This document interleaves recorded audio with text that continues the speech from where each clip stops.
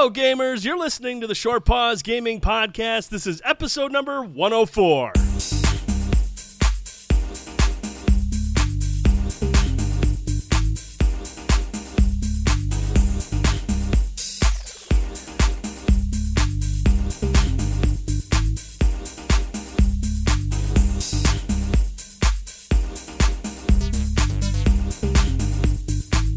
And welcome back to another edition of the Short Pause Gaming Podcast. I'm Brent Felsing, and joining me tonight are Bender Holt and Ben Boyce. But we also have a special guest tonight.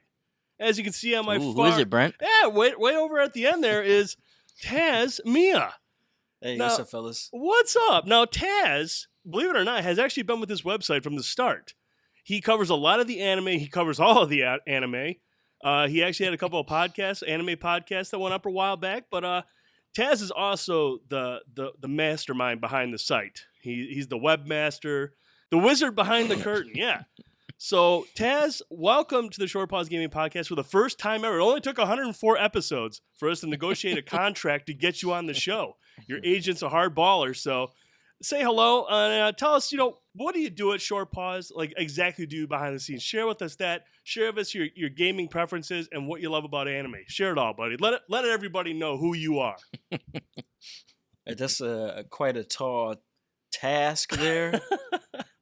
I don't know about the wizard, but first I want to say thanks for having me. I want to say hello to everybody.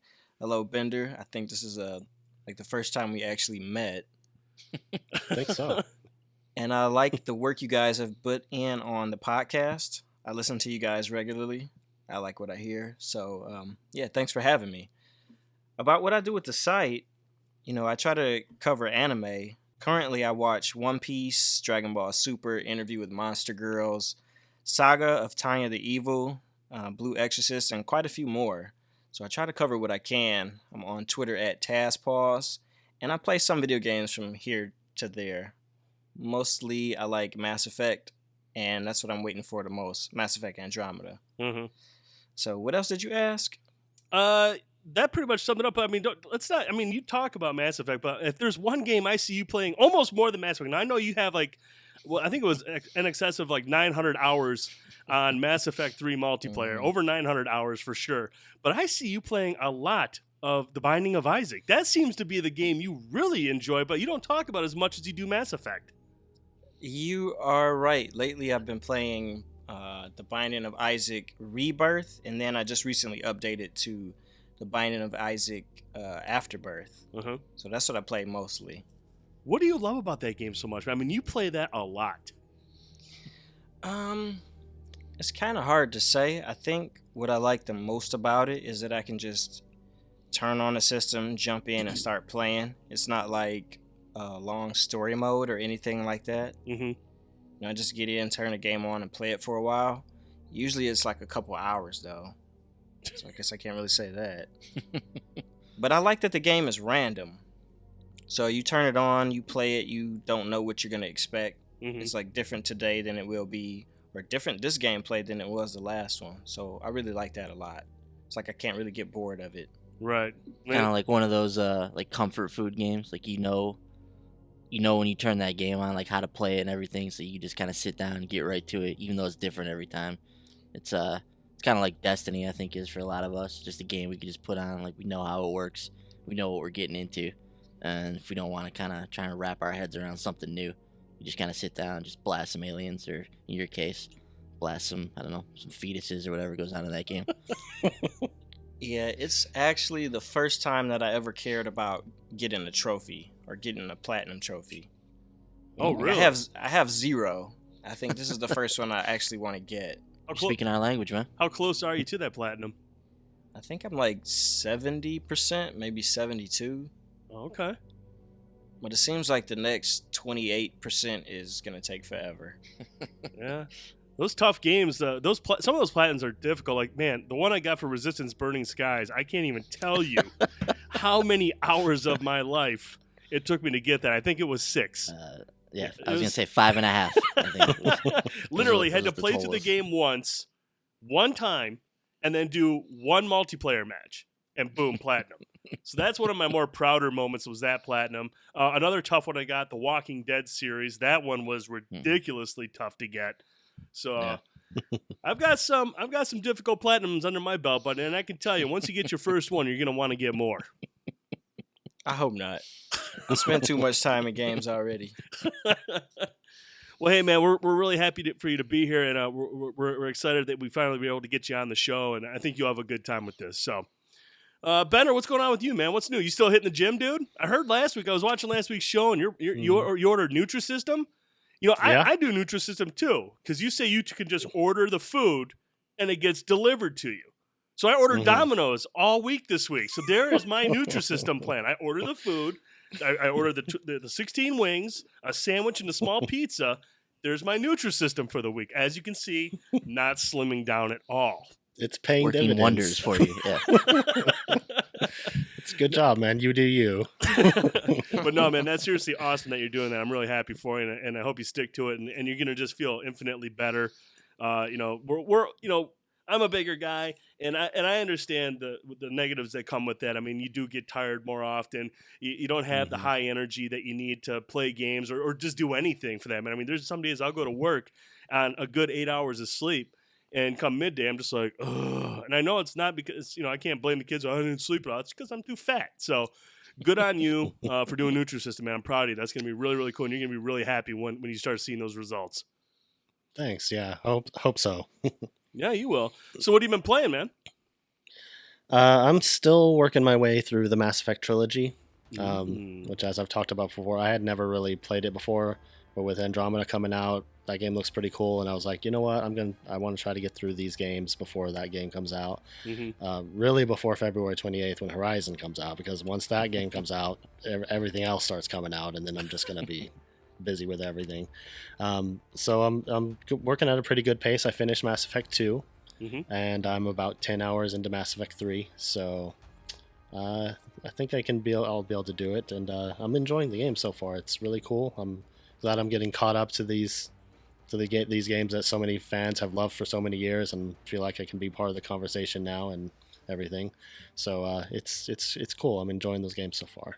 Hey, do you guys mind if I ask a couple questions about this? Do it. Have at it, man. Ask away. I love Mass Effect, so I don't want to breeze by this too fast. All right, so you beat Mass Effect 1 and you beat Mass Effect 2. Between those two, you think you've played enough of Mass Effect 3 to know which one you like the most? Yeah, I still haven't quite decided if I like 3 better than 2, because I really liked 2. 2 was really good, especially the ending and everything. I thought it was really cool. But I mean, there's some different mechanics in 3 that are quite a bit different. Everyone talks about how 3 is not as RPG focused. I don't agree with that so far. I think if anything, 3 is more RPG focused, because there's more seems like there's some deeper leveling systems than the previous games, and the way you have to have certain weapons, and certain weapons will weigh you down if you have too many, and that can decrease your recharge time for your powers, and there's deeper systems in this game. So I don't know why everyone says, oh, this one's more action focused. But as far as the mechanics and the gameplay and everything, I like them all so far. I just don't know if I like 3 better than 2 yet. It seems to be pretty cool though. Yeah, see, personally, my cousin was really into Mass Effect 1. He bought me an Xbox and the game just to get me into it. He loved it so much. But I hated Mass Effect 1. I couldn't get into it at all. So I played maybe 5 hours, maybe 10 hours like you said of Part 3, but I played maybe 5 to 10 hours of that game, dropped it, but when Mass Effect 2 came out, that game had me hooked. And then Mass Effect 3, I thought they refined a lot of the mechanics, a lot of the things I didn't like in 2. I thought they polished it. I thought it was exceptional. But who is your favorite character, do you think, in Mass Effect 2? It's a good question. Or maybe let me specify. Who would you pick as best girl? That's an anime question that a lot of people ask. I know where he's going with this. Well, I romanced Miranda in Mass Effect 2, so I liked her. But I mean, I like the actress that they used for her. She's really cool. I also liked Kasumi quite a bit. I would roll with her and Miranda most of the time because I like the way Kasumi could turn invisible and like sneak up on enemies and take them out, and she's really cool. But yeah, I guess I would say Miranda was best girl in that game because she's the one I went after. Was I the only one on edge there thinking that he was going to say the Krogan? Is that just me? Well, I can tell you which girl I didn't like was Jack. She was terrible. Yeah, I knew you were setting me up here. Yeah. Because Jack is my favorite. Yeah, thanks. Oh, really? Yeah. Taz likes all those tattoos. It's an interesting choice. Yeah, I mean, it's kind of cool. Interesting choice. I knew it. No, she's a little too hardcore for me, I think. When Taz asked that question, I was like, "Oh, here we go with the Jack love for an hour." Yeah, sorry. I didn't want to hog all the time. I just wanted to get that out of the way. I knew where you were going with that one, dude. And yes, if you're watching this, if you're listening to this, go over to YouTube. I'm sure Taz will make me post a bunch of video of her and pictures of her as we talk about her. So. No, Mass Effect 2 was the first one that I got into because Taz talked it up to me. Taz talked up Mass Effect so much to me. I was like, well, hell, I'll give it a try when the remaster came out. And, I went through the cutscenes of that redo everything in one. And, I was like, I don't know if I'm going to get into this. I mean, this is a long, long game. It's an RPG. There's a lot to do. And I played it and I loved it. I thought the second one was really, really good. For whatever reason, I started 3 and I really liked what I played. I don't think I got 10 hours in, but maybe close to that. And it just didn't grab me like 2. And I don't know, maybe something else came out that kind of pulled me away from it. But from my understanding, I really missed out on the multiplayer. Taz had always talked about the multiplayer. He brought me in a couple times, and I actually really, really did enjoy it. I thought it was really, really fun. And then I was like, man, I wonder if I should play this more. And then I checked Taz's stats, and he's got over 3 years of time played. And I was like, you know what, maybe I should stay away from this right now. So, but no, Mass Effect 2 was awesome. I really enjoyed Mass Effect 2. I thought that was a really good game. I went back and played 1. And I don't know I think it's just the control scheme that really turned me off. I mean, that played like a more old school RPG than the other ones. I mean, I just didn't like the controls, and it was something I couldn't get my head around. And I knew I was like, man, I'm gonna have to really play this a lot to really get into it. And if I'm not liking it right now, I don't have that much time to start trying to get used to this game. I'm just gonna go play something else. So I haven't played much of 1 at all, and I'm not really sure what happens in 1. But other than the little cutscenes we saw before 2. But no, I'm with you guys. I think Mass Effect 2 is a great game, and I'm excited for Mass Effect to drop it. But I know not nearly as excited as Bender and Taz there. So, well, that's cool, man. Get through that, Bender. Finish those up. You got 2 weeks before Horizon and the Switch and everything else comes out. So you got some time to get it done, buddy. Yep, definitely. I wanna before you move on to Brent, I wanna get Taz's thoughts on Andromeda. Like what do you think of what you've seen so far, man? Anything standing out to you? You pumped for it? What are we, a month away now? I'm gonna be honest with you. Like, you guys probably are pegging me for this one to get a lot of information about Andromeda, but I'm kind of going on a media blackout, to tell you the truth. I don't want to see any trailers. I don't want to have any spoilers spoil it for me. I want to go into it blind, just play the game, and just be totally surprised. So, I mean, I'm excited. It's going to be around my birthday. My birthday is March 7th. I think the game comes out right around that time, right? 21st. Yep. Yeah, so, yeah, I can't wait. Once it comes out, man, that's all I'm going to be doing. Oh, man. How's Isaac feel about that? I think he's going to be crushed. Are you going to put that platinum on hold? Yeah, I have to. Isaac can wait, man. Everything can wait at that point. Well, I'm excited for if you want to talk to Taz, do it now, because right. he'll be tough to get a hold of in a few weeks. Yeah, the site's just going to go to complete shit. It's going to fall apart. Everything's going to go bad. Taz, we need this fixed. You fix it. I'm playing. Right, somebody sabotages us with like a mission critical bug set to go live on March 21st, and then it doesn't get fixed for the next 6 months. that derails the whole site. That's a legit concern. Boys, let's stick with you, man. What's going on with you, buddy? Nothing, dude. Just same old, just grinding away. Trying to play some games and navigate this thing we call life. Yeah. Thursday Night Indie Spotlight, Uncanny Valley. That game looked pretty sweet. Reminded me of a John Carpenter flick with its music and its tones. What were your thoughts on that? Yeah, it's a very interesting title. It's not going to be for everybody, but I just think it's interesting how this game that's very crude. It's a sprite based characters look like they could have came out of like the Atari 2600. You know, it's a sprite based side-scrolling survival horror game. Psychological horror, I think might even be a more accurate depiction of it. But it's really cool how through the use of sound and through the way the game's designed, they can still create the sense of like tension and fear, even though it's not like this photorealistic game. Right. But the way the game's designed and the way it plays, it's got some weird stuff. Like I played through the first hour of it on the stream, and there was a few things that are just weird. You know, just people getting mauled and bodies hanging, and this weird head that came out of a wall at one point. There's some strange stuff in the game. Now I'm really curious to see where it goes because I don't really have any idea about where this game's gonna go or where the story's gonna go. And there's an interesting logical aspect to it as well. So, you know, in the old Resident Evil games, you'd have to find a lockpick or find a key to open one of the doors and progress to the mansion or so on and so forth.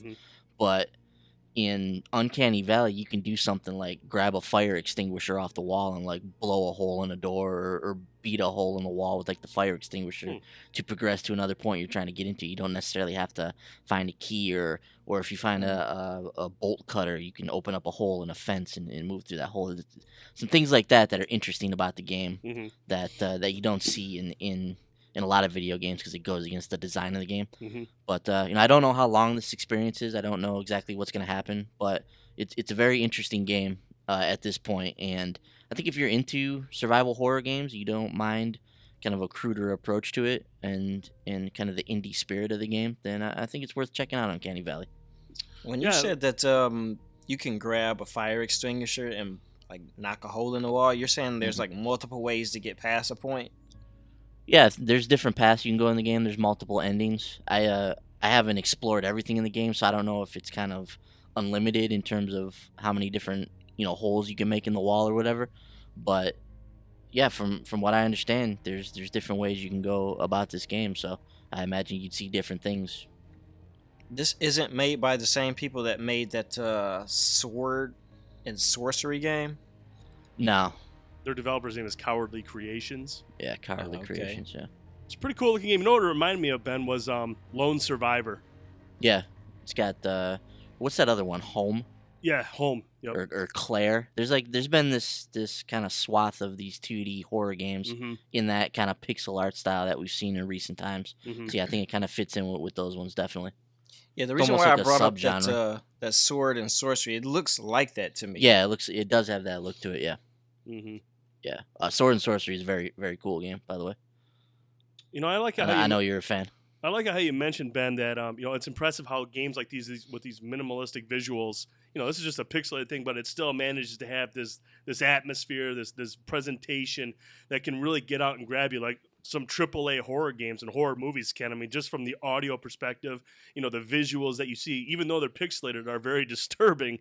And like you said, when that guy came out of the wall, first his head, and then his hand came out of the wall, I mean, that made me jump, and I was watching it on the stream. So very impressive how these developers can get so much out of a game, get so much of a reaction out of the player using just basic visuals, but really amping up the audio and the atmosphere in these games. It's really impressive.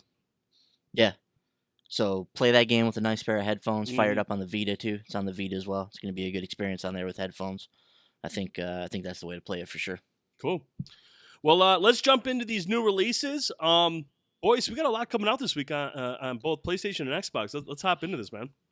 Yeah, so a very busy week for new releases. This is, like we've been talking about for months now. Quarter 1, 2017 is jam-packed full of awesome titles, and Gravity Rush 2 was kind of the start of the rush, and we've seen it every week since. And this week we've got some big titles on the docket.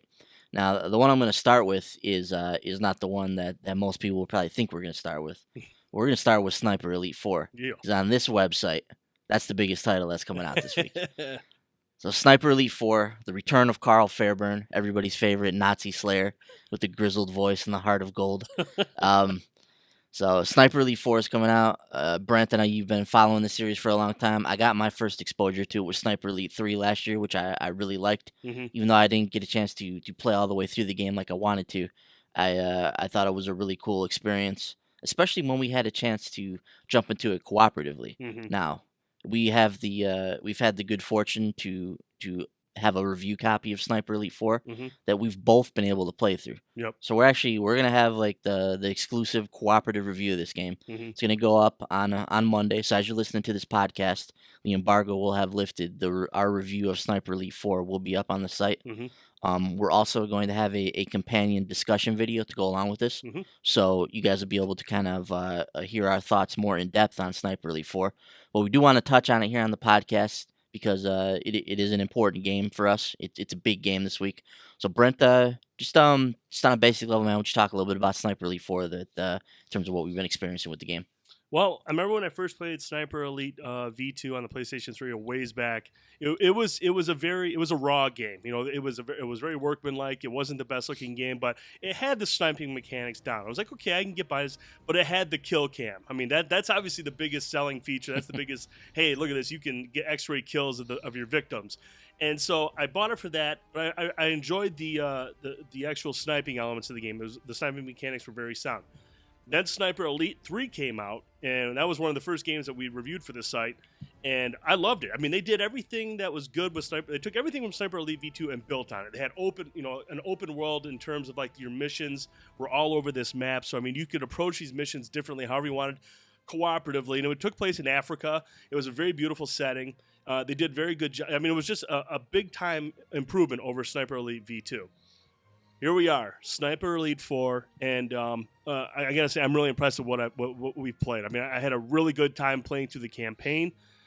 This amps up the visuals. I mean, whereas the Sniper Elite 3 primarily took place in Africa, which was like a lot of sandy areas. There wasn't a whole lot to it in terms of like of variety.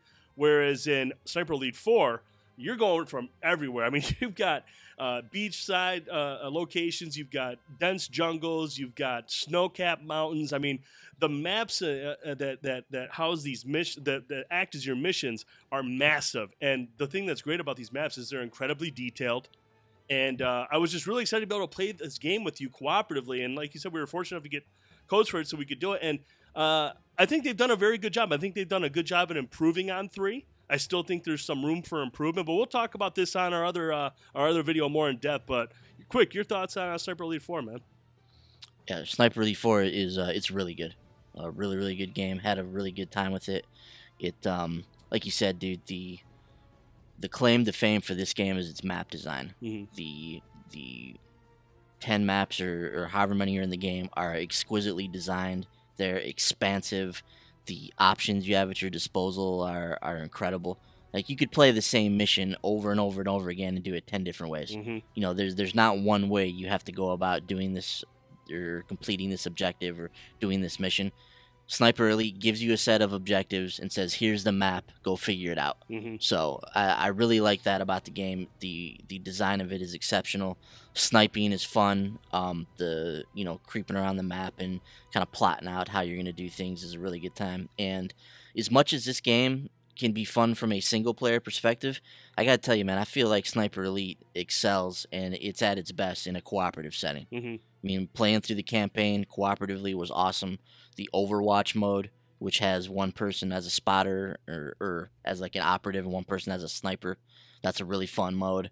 The multiplayer modes are fun as well when you go in there competitively. So I'm really impressed with Sniper Elite 4, man. It's definitely the next logical step for the franchise. You know, Mm-hmm. it's just taken everything that it's built up to this point, and then it's just expanded on it even further. And I really liked it, man.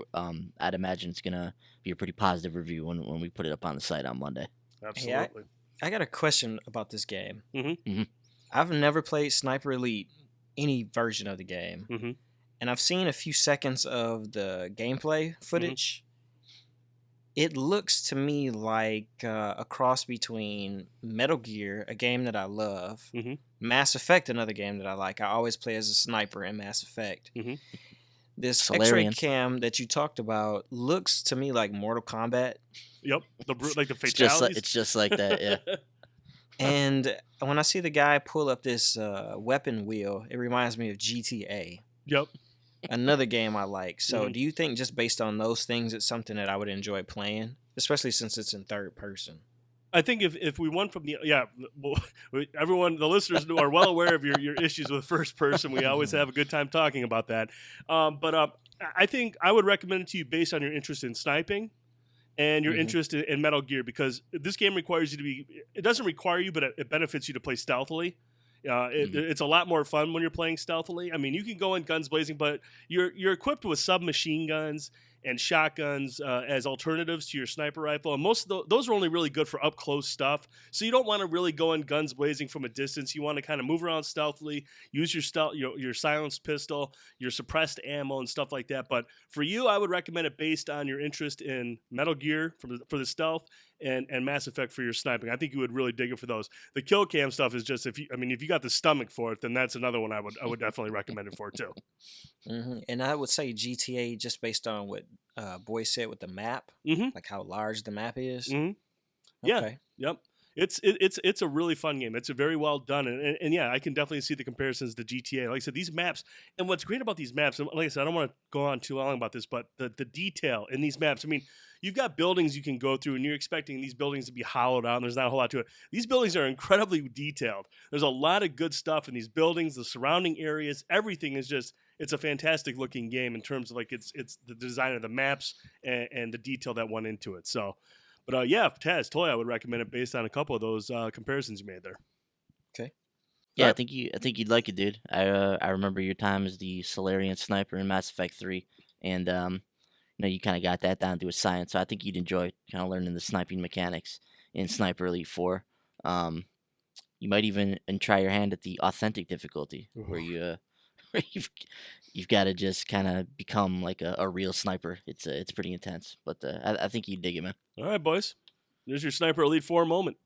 So, like I said, we'll have a video up on the site. We'll have our written review up on the site, our exclusive cooperative review. So make sure that you check out the site, shortpause.com. We'll have all the stuff up there. The embargo is Monday at 8 a.m. Eastern. Is that correct? 8 a.m. Eastern. All our coverage is going to go up. So we'll have some other videos and stuff too. So make sure you check out that stuff. Stay tuned. You want to see the video or you want to see the game in action Monday night on our Twitch channel to celebrate the release of the game prior to this coming Tuesday. We will have a live stream up. So if you want to check out Sniper Elite 4 before it's out, see what it's all about, see if it's something you might get into, check out our live stream. Probably about 10-ish on 10 our o'clock. Twitch channel. Sure. Yeah. Short Pause live on our Twitch channel. We'll be playing through the game cooperatively. So come on there and check it out. Be a good time. So that's Sniper Elite 4. Now there's another big title this week, and that's For Honor. Some of you might be playing this right now. The beta is live as we're recording this. There's been a few betas for this game now, and from what I've seen, people seem to be enjoying what they're playing of this game. I unfortunately haven't had a chance to get into the beta yet. I'm hoping I can maybe hop into the one that's currently going tomorrow before it finishes up. I would like to get a taste of this game and see what it's all about. But Brent, I know you've hopped in, you've played a little bit of For Honor. Tell us a little bit about your experience so far. Is this something that you think is going to be a purchase, or where are you at on For Honor at this point? I like it. I don't know if it's going to be an immediate purchase, just because we're finishing up Sniper Elite 4. I just started Neo, so I'm going to make an effort to play through Neo until Horizon and the Switch come out. But For Honor, I really enjoyed the beta. I like some of the elements to that game. I love the combat. Reading your opponent, their stance, trying to figure out which way they're going to attack. Managing your stamina. It's a very complex game in terms of its fighting mechanics. I mean, it can be I can see how it could be very easily off-putting. I went in there and got my butt kicked early on, but just learning and watching your opponent, you got to study. Everything from where they're holding their sword. If they're holding it over here, they're going to come from the right. They can switch around real quick. They can kind of come up at you with the right, and then switch to the top and attack from the top. And you have to counter that. So if you see them go up top, you need to move your controller up top to get ready to block it. It's like I said, it's a very complex fighting system, and I really did think I thought it worked great. It's a phenomenal looking game. It ran very good. The combat was fun. I guess if there was one thing I didn't like about it is it starts off. I did a couple of 2v2 PvP matches, and each person starts on one side of the map. Against what you would think is your opponent. But you're not set in like a space, kind of like Street Fighter or something like that. It's not just you versus the other person. You can actually run around to the other side and attack the other person. So that I didn't really kind of like that. I would have preferred more focus on my battle with the person across from me. So, they ran over to the other side to try to double team my partner, so I had to run over there and try to counter, and it just kind of got a little chaotic.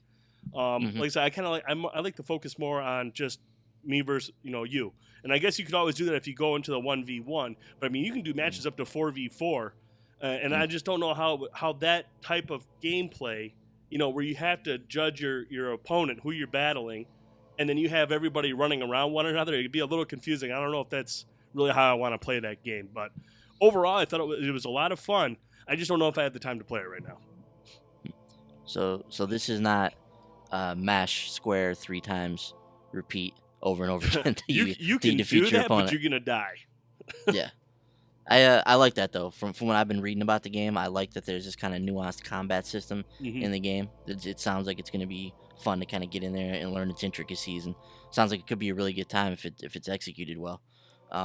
The other part of this game I'm wondering about is, they've obviously built the game as a single player and a multiplayer experience, but I've always got the feeling from the way Ubisoft has marketed this game that they kind of view this as a multiplayer first game. Oh, like absolutely. that they really expect you to get in there and get into the competitive multiplayer. So I'm curious how much the single player aspect factors into this game, what kind of a story we're going to get, if it's going to be a good enough single player experience to entice that crowd. So I'm not sure. I just want to get For Honor for the multiplayer. I mean, it looks like it could be really fun. In fact, every time I look at this game, I just think of that scene in Willow at the end where Val Kilmer's like going to fight that big Viking dude. I don't remember his name, but it just there's this whole like crowd of people. They're battling, and then those 2 guys kind of lock eyes. They pick each other out of the crowd. Eventually, they finally have like their showdown. Like that's what I think of when I watch For Honor in action. So I don't know. Am I off base on that? Is there going to be a single player, like a worthy single player experience in this game? What do you think, man? I mean, I hope there is. I mean, for those, and I love good single player stuff. But for me, the appeal for this is I want to battle other people. I think that's where it's going to be. I mean, battling the AI, you can do that in the tutorial, and I'm sure if you ramp up the difficulty, you'll get what you want out of it. And I mean, obviously, from the looks of the game, they've created a beautiful world where I'm sure they could probably house some pretty good stories.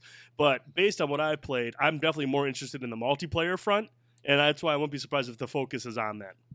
This is probably going to date myself. When I saw Brent's playthrough For Honor, I thought the game looked really cool, but I thought it was just a player versus player, or a 1 versus 1 or 2 versus 2 game, kind of like Mike Tyson's Punch Out. Right. Or Punch Out, if you guys remember. It's just you facing somebody else. Right. So I guess a version like Infinity Blade to me is like the Mike Tyson's Punch Out with knights. Right. That's what I thought this game was, just maybe open world. And you're saying it's not like that. It's more like Onimusha or something like that. Just a open world roam hack and slash. I wouldn't say it's open world in terms of like it's open. It's an open map, or an open arena. Let's call it an open arena. I mean, you have this arena. It's a very large arena, but you can just wander about it and attack how you want to attack. But in the end, it comes down to locking onto your opponent and studying one another's moves and figure out how you're going to attack and defend one another. When you go into these matches, Brent, are there other like NPC, not NPC, but just other like AI soldiers around on the map too? Or it depends on the mode you're playing. I know like the mode that I played, obviously the 2v2 was just us 2, but there's a mode where it's like control points, and there's like 3 of them on the map, and it's almost like from what I've seen in a MOBA, where you've got your human people, but then you've got like these crowds that'll go out and try to slow down the human players, and you can just lay waste to these guys, and you have to clear them out of the area before you can capture these points. But I mean, yeah, there are NPCs, but I think it was in the control mode. I didn't play all the modes, so I can't really speak to the other ones, but I do know that in like the 2v2 and the 1v1, it was just us. There were no NPCs, but in the control mode, there are other enemies on the field that are AI controlled. Gotcha. Bender, where you at For Honor, man? Any interest at all in this game? Will you be able to pull yourself away from Mass Effect 3? Is the age-old story of Vikings versus samurais versus whatever the hell the other race is in this game? Knights or something? Knights, yeah. Is that going to pull you away from Mass Effect? Any interest in this game, dude? It does not look like something I would get into, but I mean, how long is the beta running? Do you know? It's going till tomorrow, like Mhm. through tomorrow, I believe so. Well, maybe I can download it and It's check a it out a sizable little bit. download if I remember correctly. It's a big one, yeah. It's like 20 something gigs. 26 gigs, Wow. I think it was. Yeah, it's a big one. Yeah, maybe I'll try it and download it and see if I can check it out and see if it's anything I'd be interested in. But just from what I've seen, it doesn't look like that the type of game I would get into. But you never know. Right. Right on. So so For Honor once again this Tuesday will be on PS4, Xbox One, PC. Ubisoft's putting a lot of stock into this franchise, so they're expecting this to be a big deal for them. I'm gonna be really curious to see how this one plays out. I'm not sure. It's hard to get a read on what the industry feels about this game at this point, but I'll be interested to see how this all plays out. Mm-hmm. All right, guys, let's get to the rest of this list now. Fly Wrench coming to the PS4 this week. This is from the creator of Needhog, the crude fencing title that's taken the world by storm. We're actually gonna fire this up for the Thursday night indie spotlight this week. And if you've been a fan of my past streams, like of Phoenix Furia, Salt and Sanctuary, where I'm just getting my ass handed to me for 60 minutes straight, you're gonna want to tune into the Fly Wrench stream because this looks like one of those games.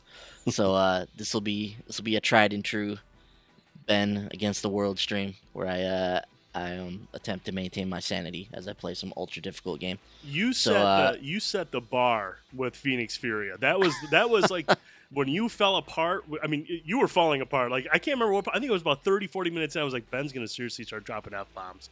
I was like, I wonder if I should text him like, cut this stream, dude. Like, because he kept dying over and over. And I'm like, and just the way you were laughing, I'm like, he's snapping. He's gonna go nuts right on the air. My descent into madness. Brent sent a message. He's like, pull the plug. Pull the plug. Get him off. Get him off. Like, I can't. I'm in too deep. Yeah, but Fly Wrench is like it's described as like a spaceship shooter, but it's a very, like I said, a very crude looking game. I mean, there's lines. This is not something that wouldn't be out of place on like an Atari or something like that. Mm. So it's got this minimalist look to it, much in the way that Needhog does in its fencing arenas.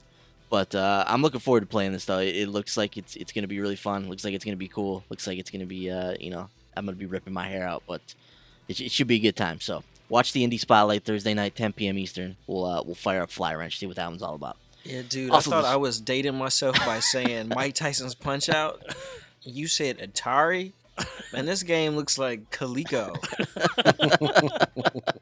Yeah, this one's going way back, man. I'm looking forward to it, man. I think it's gonna be fun. We'll see how fun it is after I'm throwing my controller against the wall, but we'll see how it all plays out. Semispheres is coming out this week. It's a interesting puzzle game where you control kind of two, these two like auras simultaneously and kind of navigate them through the maze. IO is a cross-buy title coming to PS4 and Vita. Didn't find any video on this game, but it's apparently a physics platformer in which you control a ball. By growing or shrinking the ball, you can influence its speed and weight. Use these mechanics to gain momentum and make your way through the levels. Toy with the laws of physics, solve the puzzles, and reach the exit as quickly as possible. So, see how that one turns out. Monster Loves You is coming to the system this week. This is a choose-your-own adventure, graphic novel almost kind of thing. It's a very strange-looking game. It's been on a PC for a while. Toy Odyssey: The Lost and the Found is one I'm interested in as well. It's actually a Metroidvania game. Kind of focuses on like this toy soldier who's navigating through these environments. Haven't heard too much about this one, so I'm not sure. It's been out on Steam previously, so I'm trying to get a read on the quality of this game. But it has potential as a Metroidvania title. Vertical Drop Heroes HD, another cross-buy title coming to the Vita this week. Kind of a you kind of ascend horizontally and up and down this map, and it's got a very cool cartoony art style, RPG elements to it. This actually looks like a fun game as well. MX Nitro, another really good looking game. This looks like Trials HD, if you're familiar with that franchise on the Xbox, or more recently on the Xbox and the PlayStation with Trials Fusion. If you're a fan of that type of game or these kind of trick motocross games, check out MX Nitro. Looks, like I said, basically like a pound for pound Trials kind of a light type of a game. So if you're at all into that franchise, give this one a look. Ride 2 is another motorcycle game coming out this week. Skyride, the arena-based shooter, another like bike game where you're like flying around on this flying motorcycle, shooting things. Very strange-looking title. Speaking of strange-looking titles, Skyride's a Wednesday release, by the way. Starry Nights Helix is another strange-looking title coming out this week. It's a Thursday release. It'll be out on the 16th. It's an anime kind of looking game in terms of its aesthetic, but it's a bullet hell side-scrolling shooter where you control these anime characters and you kind of just fight these different enemies that are coming at you. Looks pretty wild. Neo Geo Neo Turf Masters is the latest Arcade Archives game that'll be out on Thursday. Battle Islands Commanders is a free-to-play kind of strategy game. On the retail side of things, Pac-Man Championship Edition 2 plus arcade game series, which has Galaga and a few other old Namco games associated with it. That'll be out at retail stores this week. And Earthlock Festival of Magic also getting a retail release this week via Sodesco, if I'm not mistaken. So you can pick that up on Amazon. A couple things on the DLC front. Star Trek Online Agents of Yesterday. The expansion for that will be out this Tuesday. Taz, you're a Trekkie, man. You ever check out this Star Trek Online game? I think I watched my cousin play it. I think I watched Oh, yeah? play it, but Oh, really? it's not a game I think I would play. It looks to be an MMO. I haven't spent any time with it, but I've watched some videos of it. It's kind of a minimalist looking game. I don't know the mechanics of it, I but played it. No. It's an Did you? MMO. Yeah, it's an MMO, and it's got like some of the same space battles, similar to what you saw in Rebel Galaxy. You got to kind of move around Yeah. and aim your targets and lead them and whatnot. So it wasn't too bad, but like you said, it's very minimalistic. There's not a whole lot in terms of like its graphical prowess. So, but no, it was okay. It wasn't too bad. Are you a Star Trek fan? I am not. So that probably comes into play too. But I mean, from a gaming perspective, from the way the game looks and Right. plays, and compared to other MMOs I've played, I don't think it holds a candle to like Elder Scroll Online or Final Fantasy 14. I mean, from what I had played in terms of like the gameplay and the presentation and how you play it, regardless of being a Trekkie or not. Yeah, I played it for a couple of hours as well. I am a Star Trek fan, and I wasn't super impressed by it. Mm-hmm. Just it was a little buggy and didn't look great, Mhm. and just as an MMO, I mean, just didn't seem to measure up, like Brent was saying, to other games. So Yeah. it is what it is. Maybe they'll improve it. Is this a free to play game? Yeah, I don't think I remember paying yeah. for it. Yeah. Okay. Yeah, I think it is. Yeah, I didn't pay for. I don't think I paid for it either. Okay. So it's at least got that going for it if you're interested in checking it out.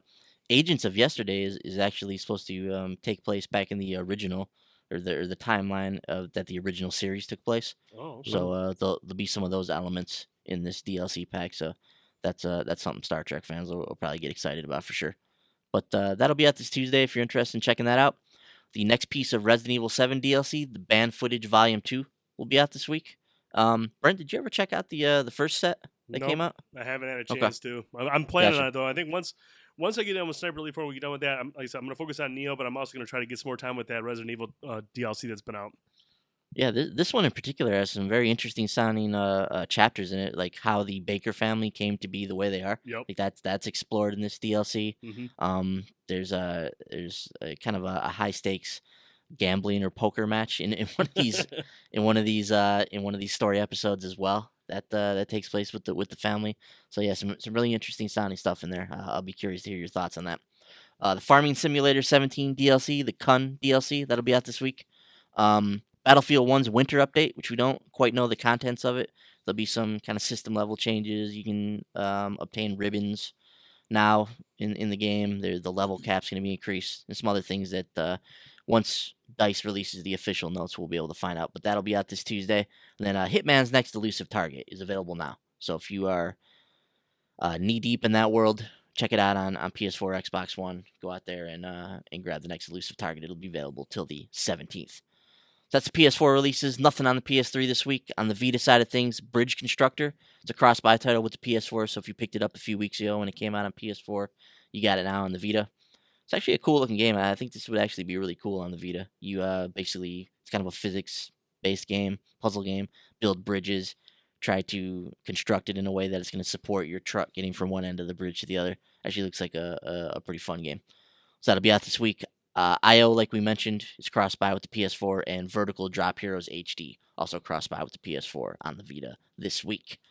Let's hop into the Xbox One releases now, guys. Couple of consoles coming out this week. First, the Forza Horizon 3 500 gigabyte Xbox One console bundle will be available this Tuesday, the 14th. So pick that up if you've been holding out.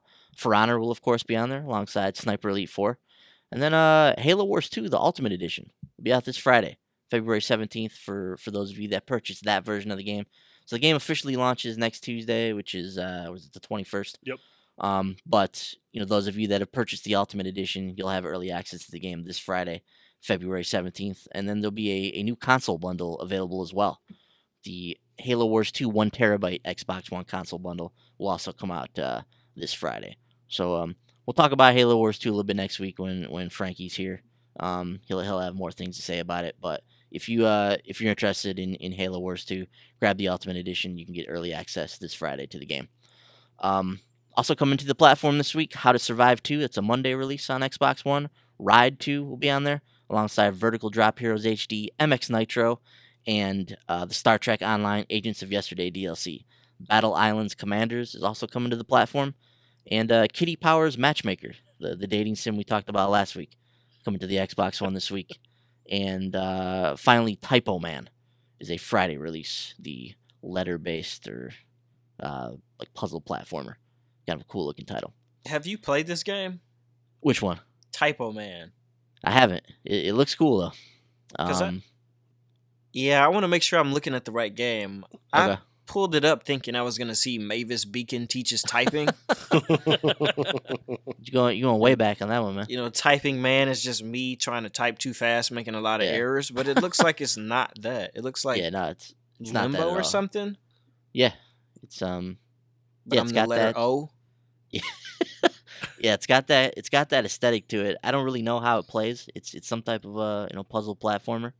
I believe you've got there's some word based puzzles possibly, but I'm not 100% sure on that. I haven't played it, but it's always looked really cool. It's been out on some other platforms. Not sure. I think it's been on some Nintendo platforms.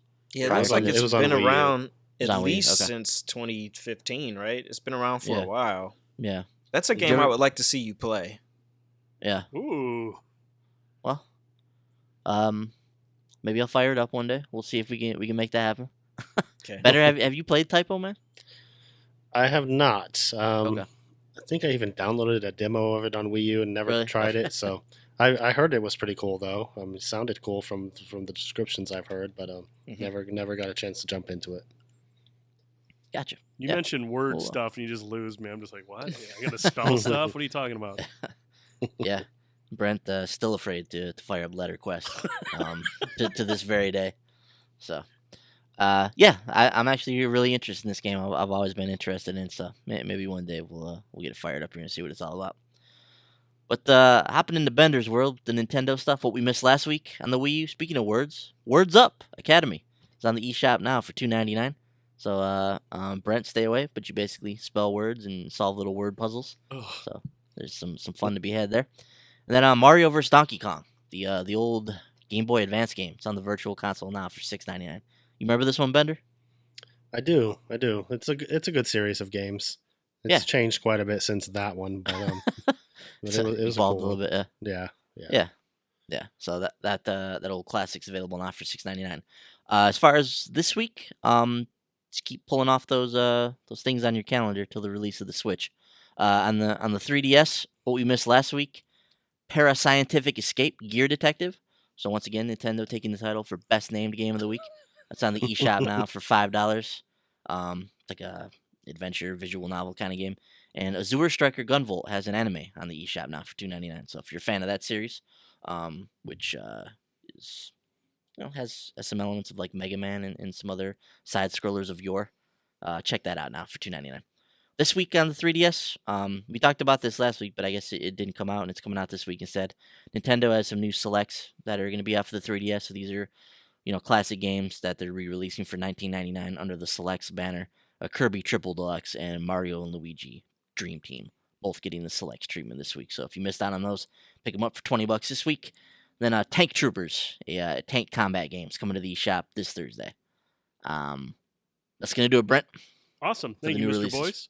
Taz, I got a question for you, man. Now, I know you love watching animes and whatnot. Do you ever have the same interest in anime games, like games that are based on animes? Like you got the Naruto series is really big, even Persona. I mean, you could say that's anime. And I was curious, like, do those games appeal to you as much as watching anime shows? Right on the spot, man. I don't think that I play any games that I watch in anime. Like Naruto, I think it has a really good fighting game. That one looks pretty cool. I used to be into the Dragon Ball fighting games, Mm-hmm. but I'm not really into fighting games anymore. Mm-hmm. So, like, Bleach is an anime that I watch. I don't like the Bleach game, and I've never seen Persona nor played Persona. So, yeah, right off the top of my head, I cannot say yes. Tell you what, I know. I think Mass Effect comes out on the 28th or 21st of March, correct? So add 4 months of being in a hole. After 4 months, go out and pick up Persona 5. It'll be out on PlayStation 4. Give that a look. I'd like to get your thoughts on it. Ben, do you think he'd be into Persona? I mean, some of these, it's got some dark themes. It's a very, but I mean, it's anime and it's very story driven. I know that's stuff that Taz likes. I think he'd dig Persona, man. Yeah, I mean, after Final Fantasy, this is probably the most well-known, most revered RPG franchise out there. Mm-hmm. And yeah, it has a heavy anime aesthetic, very very dark, very mature game. Explores a lot of interesting stuff, interesting characters. I think he'd probably really like it. Yeah. Do you guys play Persona? I started Persona 4, and want to. I've played quite a bit of it, and it's fucking weird, dude. But it's very, very good, and it's like a JRPG. It takes a while to open up. Like you're playing, it's very narrow early on. You're just following the story, getting to know the characters that you're playing as. But then as you play more, it opens up a lot more. You can explore the city more, and like I said, very dark themes to it. It's like a murder mystery, and it's very cool. I think you would dig it, dude. It's very, very good. Yeah, I really really want to play Persona because it's always so highly lauded and it sounds so interesting. I just want to experience one of them finally. Mm-hmm. Yep. In the meantime, I wonder if I should watch the anime first. I don't think there's an anime for Persona. I was just mentioning Persona simply because it's an anime styled video game. Yeah, I don't know if there's an actual anime for it. Mm-mm. Actually, Yeah, when I I'm go to pretty sure there is an anime for it. Is there? When I go to Crunchyroll, Yeah. they said there is a Trinity Soul DVD. Give it a look. Maybe it'll give you an idea of what to expect. There's so many offshoots of Persona. Mhm. There's fighting games. There's RPGs. There's offshoots of the RPG series. Mhm. So there's so many different elements to it. Yeah, and then on Crunchyroll, there's Persona 4, the Golden Animation. So I might have to watch that too. It's got like 3.5 stars. Yeah. Persona 4 Golden is the Yeah. is the most recent game on and I played it on the Vita. It's also on PS3, I think, but it's Persona 4 Golden. That's the one I've been playing on the Vita. But Persona 5 comes out I think April 4th. I think it's April 4th or something like that. So Yep, coming out in April.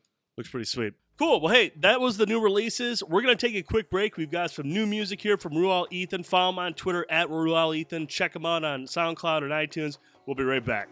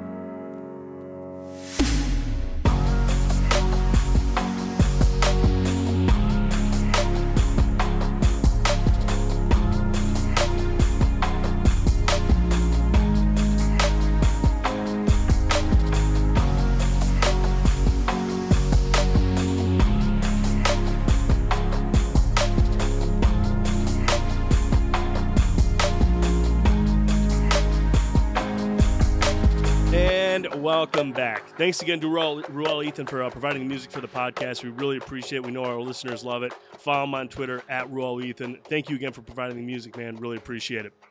Gentlemen, it was a busy week in the gaming industry. We had a lot of earnings call. None of them as big as the Activision one, because we finally got to hear the news that we really wanted to hear. Destiny 2 is coming this year. Specifically, sounds like November, which is perfect. It's at the end of the rush of all the games. Finished out the year with Destiny 2, going to the new year, blowing on my vacation time. Perfect. Can't wait. But it was Activision's earnings call this week. And on this call, CEO Eric Hirschberg, during the call, confirmed that the development is going great, and it is indeed on track for release this fall. Destiny will aim for a great cinematic story this time around, which is something I think three of us can stand up and cheer for. We've been hoping for a strong narrative, a strong story, and that sounds like that's the focus this time around, boys. Yeah, absolutely, man. Some of the stuff we've been talking about, some of the conjecture, some of the rumors we've been hearing about the game have been that story is going to be paramount with Destiny 2, and it makes perfect sense. That's been one of the biggest criticisms about the first Destiny, is the way the narrative's played out, is the way they've handled the story of the game. Mm-hmm. So if they can dig in with Destiny 2 and create this really epic story that's fitting of the world that they've created. I mean, even though the narrative with Destiny isn't the best, mm-hmm. the world that they've created is outstanding. Oh, yeah. This is an incredible science fiction universe that Bungie has put together. And some of the lore that's buried deep in this game through like the Grimoire cards and some of the things that you experience outside of the main game in Destiny is incredible. There's some intense history at the heart of this universe, and if they can harness that and create a narrative worthy of the world that they've created, then we could be in for something really special in terms of the story for Destiny 2, and I'm really looking forward to that, man. Bender, I know you are really big on stories, and I know you're really hoping that this comes to fruition. What's your thoughts on the fact that they are focusing on a great cinematic story this time around? I think that's awesome. I definitely want to see a Destiny game with a good story, something that's really going to draw me in. One thing I was thinking about, though, I mean, on the other side of that, to kind of play devil's advocate, is like with a game like Destiny where you play the same missions over and over and over again. I mean, the story is going to be awesome the first time you play through it, but then after a while, it's going to be like, whatever. It doesn't matter anymore. You start finding plot holes, and you're like, motives that don't make any sense. You find out you actually hate the story after the seventh time you run a mission. Yeah, that's but if they do, I think they could make it better if they do add in like all that Grimoire stuff. You have to go online and go to their website or whatever. If they would put that in the game, kind of like the Codex in Mass Effect, where you can go through and read all the information and all the lore. I mean, I think that would be awesome. Taz approves. Good. Yeah, thumbs up. Making Destiny with a great story and fixed third-person view is Mass Effect. Have you seen any of the videos of us playing Destiny, or have you seen any of those videos? Yeah, and I've got a waste bucket right next to me every time. I tell you what, man, if there's one game that I wish you could stomach first-person shooters for, it's Destiny, because I think this is a game that is right up your alley. I mean, this is basically first-person Mass Effect in a lot of ways, and I just think that this would be a game you would sink tons and tons of hours into. I mean, gosh, we did was it the year 2 recap where we had the video and I had everyone's hours listed under their names. And I mean, we got I mean, I think now it's probably doubled, but I mean, we've got to have at least 3 of us over 1,000 hours played. I mean, there was just a lot of hours played. There's so much to do in Destiny, and it's such a great game. And it's sci-fi. There's all sorts of different characters you can snipe. I think that's the one game out of all this gen that I wish you could stomach a first-person shooter for, because I think you would get lost in Destiny. Yeah, my biggest thing, man, as you guys have said, you said on the shows before, I would love to play Destiny. I would love to play Call of Duty and other games like that. I just cannot play them because they make me sick. Right. Like, no matter how good the story ever becomes or how great the mechanics are, I get queasy, I get nauseous, I'll vomit if I play that game. I just wish developers would put something in where you can select first person or third person. Then I'm game, man. I'll play it all day. Right. Literally, I will play it all day. It also combines another one of your favorite games, Diablo 3. Like the loot system Yep. inherent in Destiny is basically something ripped right from Diablo. So it's like all the stuff you love just in a first. It's like torturing you. Right. It's it's like stabbing you with little needles every day. Like look, here I am over here. Now, we didn't get a whole lot of information from the earnings call about Destiny 2, but obviously some leaks came out. Boys, what were some of the rumors that came out? Now, most of these rumors have been since shot down, but I mean, there were some interesting nuggets in there that we were trying to figure out. Man, if this was legit, this might be actually pretty cool. How about you talk about some of these rumors that we heard? Yeah, so let's take the listeners kind of through how this all went out. It was earlier this week, maybe Tuesday or Wednesday, but a rumor surfaced on Reddit from this guy who was unverified. So we already knew right up front that we were gonna have to take this guy's claims with a heavy, healthy grain of salt. So this guy headed over to Reddit, posted some unsubstantiated rumors. After these rumors came out, the one of the employees for Bungie came out, Eric Osborne. What is his title over there? Marketing manager. So marketing manager for Bungie, Eric Osborne, came out and he was like, basically debunked the rumors. Like this is not the case. Mm-hmm.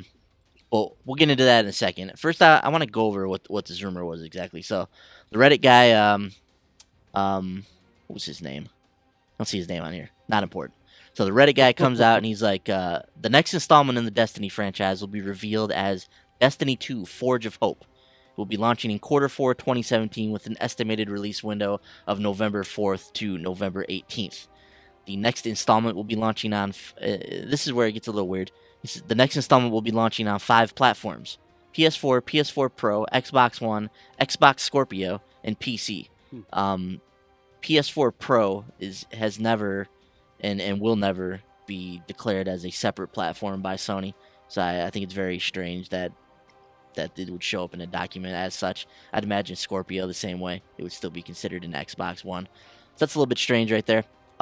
He also notes that console exclusivity will remain with PlayStation, but the exclusive period will be reduced to 3 months. So obviously he's talking about some of the exclusive content, missions, weapons, that kind of stuff that shows up in Destiny on PlayStation first. It's been a year, and in the case of the Taken King, 2 years for some of that content, but they say it will be reduced to 3 months. Once again, these are unsubstantiated rumors that have since been debunked by Bungie. Also, the Reddit user has to say, the game is a whole new engine built from the ground up with the ability for Bungie to rapidly create and add new content to the world of Destiny. Bungie is scheduling for an event release every 1 to 2 months centering around a theme similar to Overwatch, while also delivering new narrative paths and new gameplay mechanics. Well, that sounds cool. Mm-hmm. Hopefully they do something like that. Story. The sequel will heavily focus on chronological events set after the fall 2015 expansion, The Taken King. Once again, unsubstantiated rumors. The Cabal forces attack the city, leaving the civilians and mentors of the tower defenseless. It is the Guardian's job to fight back the Cabal and reclaim the city. While doing so, the Guardians will discover the long-lost stories of Queen Marisov and the Exo-Stranger's motives. The story will culminate with the tower and city fighting back the Cabal Empire, resulting in the Guardians defeating the leader of the Cabal in the new raid. So, sounds cool. Sounds plausible. Mm-hmm. But it's interesting because a few weeks back there was this listing from Mega Bloks of all people. So this is like a Lego type of company. They have a line of toys coming out, or a line of blocks coming out based on Destiny, and for whatever reason the listings for these blocks went up early. There were 3 or 4 play sets, and they seemed to focus on the Cabal, on the tower. There was a play set where the Cabal were like invading the tower. So what many people believe happened with this Reddit rumor was this guy basically took those Mega Bloks sets and kind of created his own story. This little brief paragraph here based on what we saw and what people were already bandying about with those block sets. So you know, I don't think it's any secret that that a lot of people think the Cabal is going to be the focus of this game. They were underutilized in the first Destiny. There are several story threads with them still unresolved as we sit here now after Rise of Iron. So we're all wondering exactly what's going on with the Cabal, what's going on with the signal that was sent to their leadership, how that's going to affect the future of the franchise. But I wonder if there's too much of a focus on the Cabal here, because I feel like there's going to be new alien races in this one as well. There's going to be new threats that we're going to have to explore. So whether or not the Cabal takes front and center as the main baddie, or maybe they even share screen time with some of the other ones, much in the way that you know, the Hive and the Vex were kind of like the main antagonists throughout Destiny 1. You know, I could see something similar with that for Destiny 2. As far as the future goes, this is from the Reddit leak. Once again, unsubstantiated. Bungie is planning to release a substantial content update for each quarter, similar to the April update. Bungie already have a small team working on the first major expansion to be released in fall 2018. Details are limited, but it is aimed to be centered around the Vex and the origins of Caber and Praedyth, who we've seen in Grimoire cards and some of the weapons in the game. Character transfer. Due to the new engine, Bungie had to make the hard decision of previous characters being left behind. The upside to this is the new release will have a more customizable character creation, including facial hair and class-themed face paint and tattoos. So, you know, that's the gist of this leak. And after they came out with that Forge of Hope title, you know, Eric Osborne, he promptly tweeted Forge of Nope. So, so he kind of put the brakes on that. To further back this up, Kotaku, they were reporting on Destiny 2 a little bit this week as well, and they called the Reddit rumor, quote unquote, the nonsensical Reddit rumor floating around today. So Bungie, or Kotaku in particular, Jason Schreier, very close to Bungie, he kind of has his finger on the pulse of what's going on with Destiny. So I have to trust, if he says that this is a nonsensical rumor, that it's a nonsensical rumor. So that's kind of where I'm at with that. But I want to talk about some of the other stuff that Jason had to mention here, because I think this stuff is worth talking about. So he says, you know, there's no game he gets more questions about than Destiny 2 for that very reason, because he is very close to Bungie, and because the stuff he's reported on in the past has been true. But he said this is where this is all coming from. He said this game is still on track for 2017. You know, Activision said in their slideshow that the full Destiny sequel in 2017 will broaden the franchise's global reach, which many people think is referring to the PC version of the game, which along with that will follow with follow-on content plans set the hell am I reading here? Full Destiny sequel in 2017 to broaden the franchise's global reach, which along with follow-on content plans sets the stage for growth. In human speak, that means it's still planned for this year. So this is from the Kotaku article. Although some of the folks behind Destiny 2 might crave more time to add content and beef up the game, here's an interesting bit of news to consider. If Bungie misses this year for Destiny 2, Activision is awarded a hefty chunk of the independent studio stock, according to two sources familiar with goings-on at Bungie. Now, this is where the story gets a little more interesting. There was an update posted after this. This is also from this Kotaku article. Quote, Bungie has denied that this is the case, telling Kotaku, there is no scenario where Activision or any other partner we work with is awarded Bungie stock. This contradicts the account of two sources we spoke with prior to the publication of this story. It's possible we got our wires crossed or were misinformed. We're poking around to see what happened there. But we know that this information had been floating around both externally and internally at Bungie. We apologize for the confusion and will defer to Bungie's account on this one. So Jason continues on. However, we do know that Bungie employees' stock vesting schedule is based on game releases, including Destiny 2, which gives them major incentives to get the sequel out this year. Fans had been worried, mostly thanks to the lack of news, that Destiny 2 might be delayed out of this year, but consider this, and I think this is a fine point. With the first Destiny, Bungie started talking too early and wound up showing a number of features and plot points that never actually made it into the final game. So if you remember, we talked about this on the show a while back when the true story of Destiny came out. And, you know, we remember seeing some of the concept art, some of the characters that never actually made it into the game, like Osiris, for instance. Right. It was at one time a primary character in the game, never actually made it into the final game. So Jason continues on. This time, they want to avoid those mistakes, which means we likely won't hear about the game until closer to launch. The roadmap will likely include a Destiny 1 spring update, then a Destiny 2 reveal with a launch this fall. They've got a lot of people on this one. From what I hear, at least 3 other Activision studios are working on the game in addition to Bungie. And once again, this is stuff we've talked about.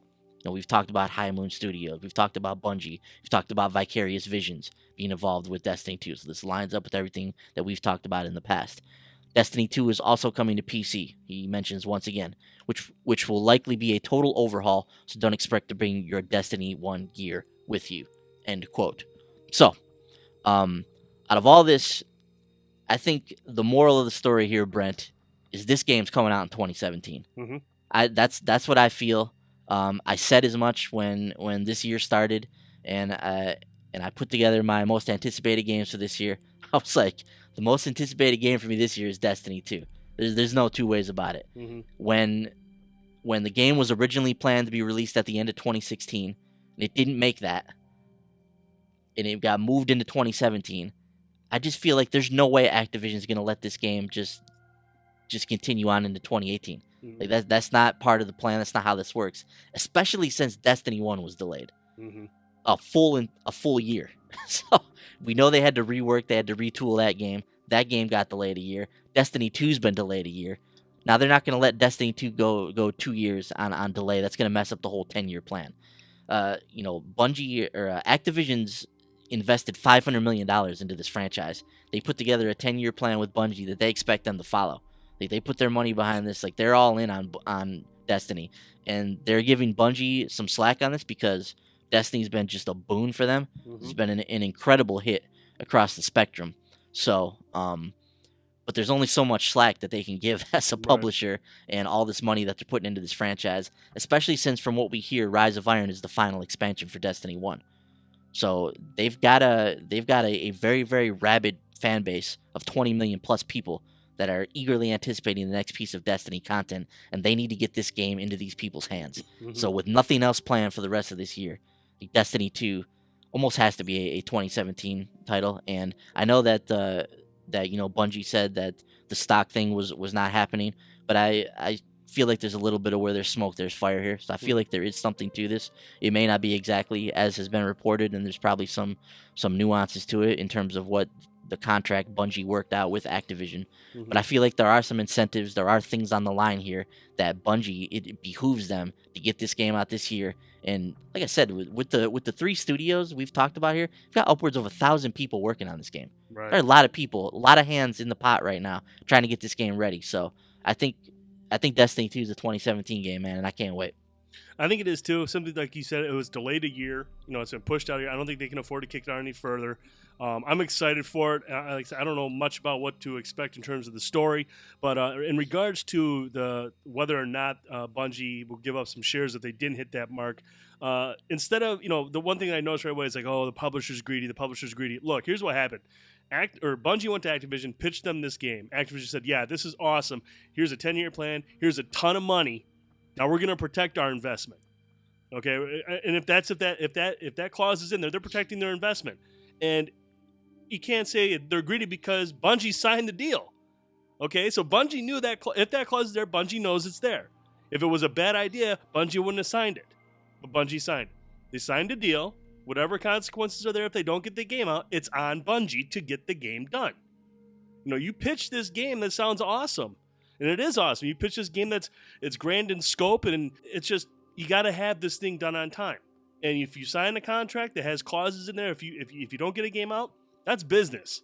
It's not Activision being greedy. It's Activision protecting their investment, and it's on Bungie to do their job as a developer to get a game out on time. Contrary to popular belief, like, Activision's trying to make money here. Right. Like, this is not all sunshine and rainbows and unicorns. Like, this is a business. Like, they're of course they want Destiny to be good. Of course they want Call of Duty to be good. They want fans to love their games and buy their games and have fun with them.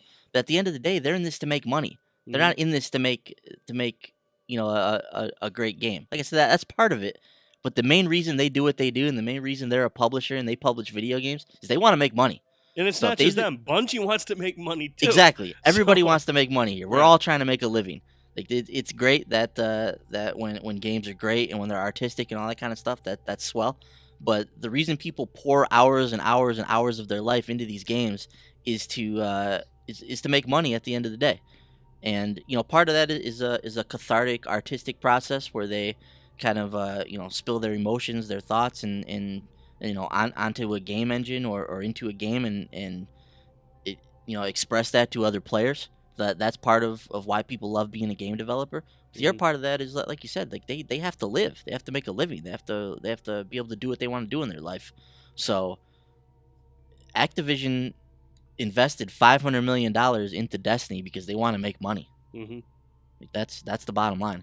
If they didn't want to make money, they'd go get a guy in his garage that's developing a game and just have him throw it out there on the App Store or whatever. Like they're in this to make money, and they're in this to make a lot of money, and they're in the position they're in because that's their goal. Right.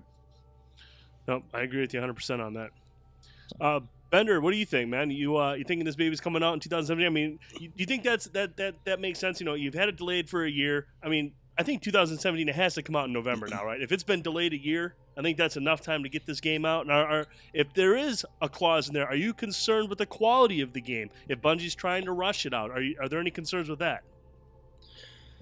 I would imagine it would come out this year. I can't imagine they would they would push it again to 2018. That, as Ben has said before, that would be too long. They don't really have much planned as far as content is concerned between now and then. So they've got to get that game out. I hope they're not rushing it, but I mean, they had an extra year, so I can imagine that they'd be able to get it out and make it good in that amount of time. So I really hope it does come out this year because I can't wait for that game. That's I can't wait to see what sort of changes and improvements they're going to make to the formula and see what sort of new things we'll be able to explore. So it's going to be awesome.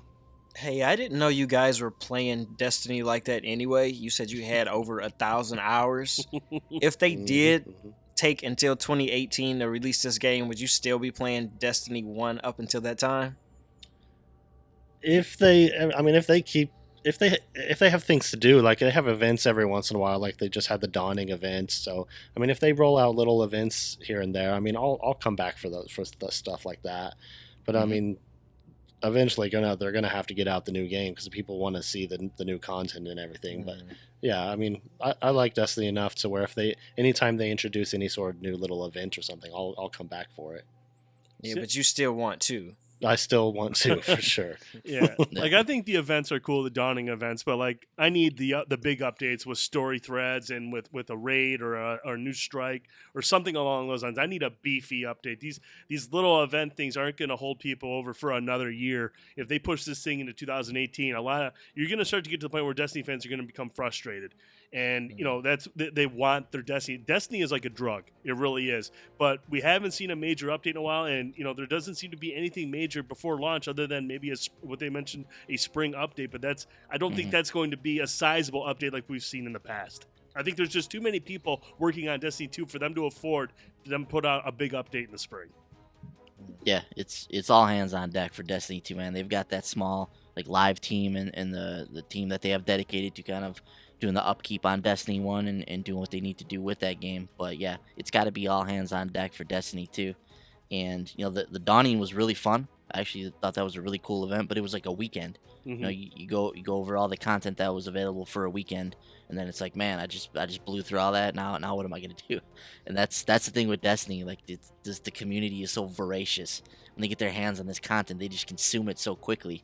And that's the other wrinkle to this, is that from what we understand and from what's been reported, Bungie has had to basically create a whole new engine for Destiny 2 because the way Destiny 1 worked, it was too difficult to quickly add new content to the game.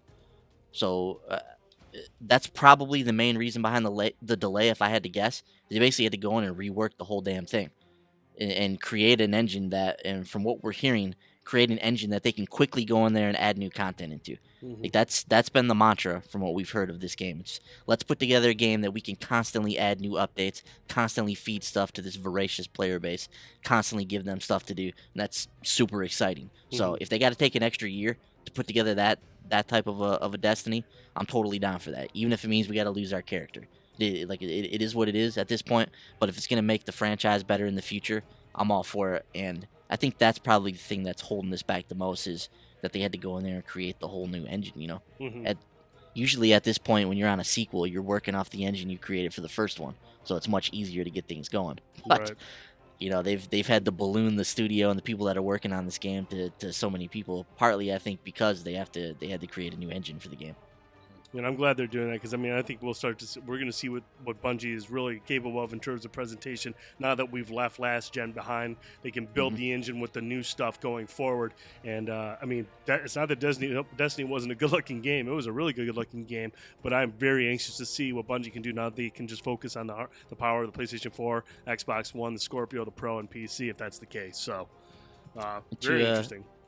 To Taz's point, too, I actually think we're probably all scared of Destiny 2 actually coming out, because if they bring this game out and they're able to release the type of content that they're talking about releasing, like every 1 to 2 months, and keeping players in this world fed, like, I personally may never play another game again. That's kind of scary. Like, there's other games I want to play, but if I get stuck in Destiny, like, I may never have anything else to play, especially if they keep feeding me this content, man. So it's kind of scary. It's goodbye life. It really, I mean, we might as well just change the whole format of the site. We'll just change it to make it a damn Destiny site if that's the case. DestinyPause.com. Destiny is more addictive to you than, say, The Last of Us or GTA, or I'm trying to think of something else that you really love. Like, Brent loves Ghost Recon games. Mm-hmm. Right? Like, you love Destiny more than any of those games? I like Ghost Recon, and I like Rainbow Six Siege because those are the types of multiplayer games I like to play, the competitive stuff. The thing about Destiny is it's got more to it. It's got more depth to it. The looting system, that stuff makes you want to keep grinding, ranking up your gear, leveling up your character's light level, always the raids, the strike missions, all that stuff, and you're playing with friends. It's a different type of addiction. I love Rainbow Six Siege. I think that's still the best multiplayer competitive experience on consoles right now. But in terms of like just pure addiction, Destiny by far is the most addicting game I've played in a long time. Honestly, it's probably the most addicting game I've played since SOCOM 2. And Bender, you're really like into the Nintendo games. You also think Destiny is better than Well, Zelda? Oh boy, here we go. Getting into dangerous territory now. Unsheath your blade, sir. No, I wouldn't say it's better than like Zelda or something like that, but it's different because Zelda is like it's a story-based thing. It's very a singular experience. You play through a Zelda game, then you're done, and you move on and do something else.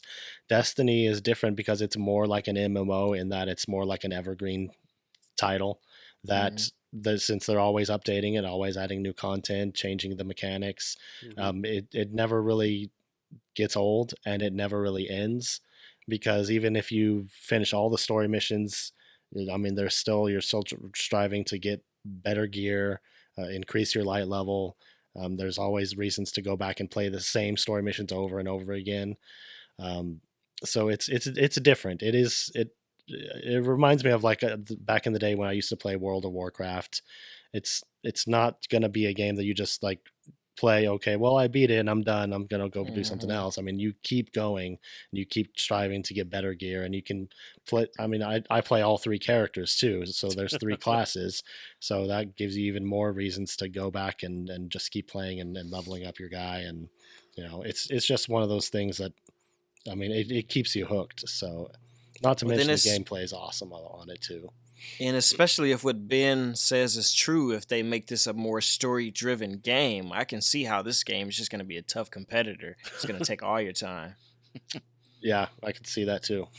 I mean, that was probably our biggest complaint with the game when it first launched, was just the story. It was weak. There wasn't a whole lot of depth to it. I mean, you had these characters that didn't have a whole lot of depth to them, and that was the one thing we always wanted, because as even though they didn't have any depth, they were very interesting characters, and we wanted to learn more about them. And I think if they're able to really delve deep into the lore and the stories that are capable in this universe, I think Destiny 2 is just going to be, like Ben said, I agree with Ben. I'm terrified of Destiny 2. I am very, very scared. I guess I'm glad I can't play it then. Yeah, between that and Mass Effect, you would just be done forever. We'd never hear. This site would just we wouldn't have a site. We would just have a podcast. The site would just crash. I wouldn't even have a podcast because you wouldn't be able to edit it. So This is true. We wouldn't have anything. It would just be live streams all day. yeah.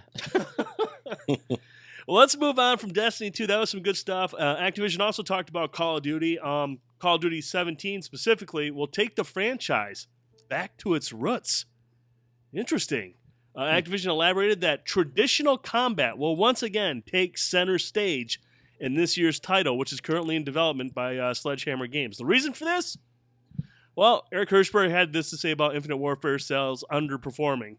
The game didn't resonate with Call of Duty players. No kidding. Infinite Warfare had a ton of great gameplay innovations. I do think the gameplay was very, very good. But Hirschberg also had it, but it also had a setting that didn't appeal to all of our fans. I guess that makes sense. I mean, like I said, Call of Duty to me will always be a boots on the ground type of game. Flying around in space and doing this, leave that to the Destinies and the Titanfalls and the Star Wars Battlefronts. Call of Duty's got to be a boots on the ground. And the fact that they're going back to their roots suggests that's where we're going back to. And that's what I'm excited about. I'm excited to see Call of Duty. No more double jumping and wall running. Leave that to the other games. Go back to your roots. Make Call of Duty what was great.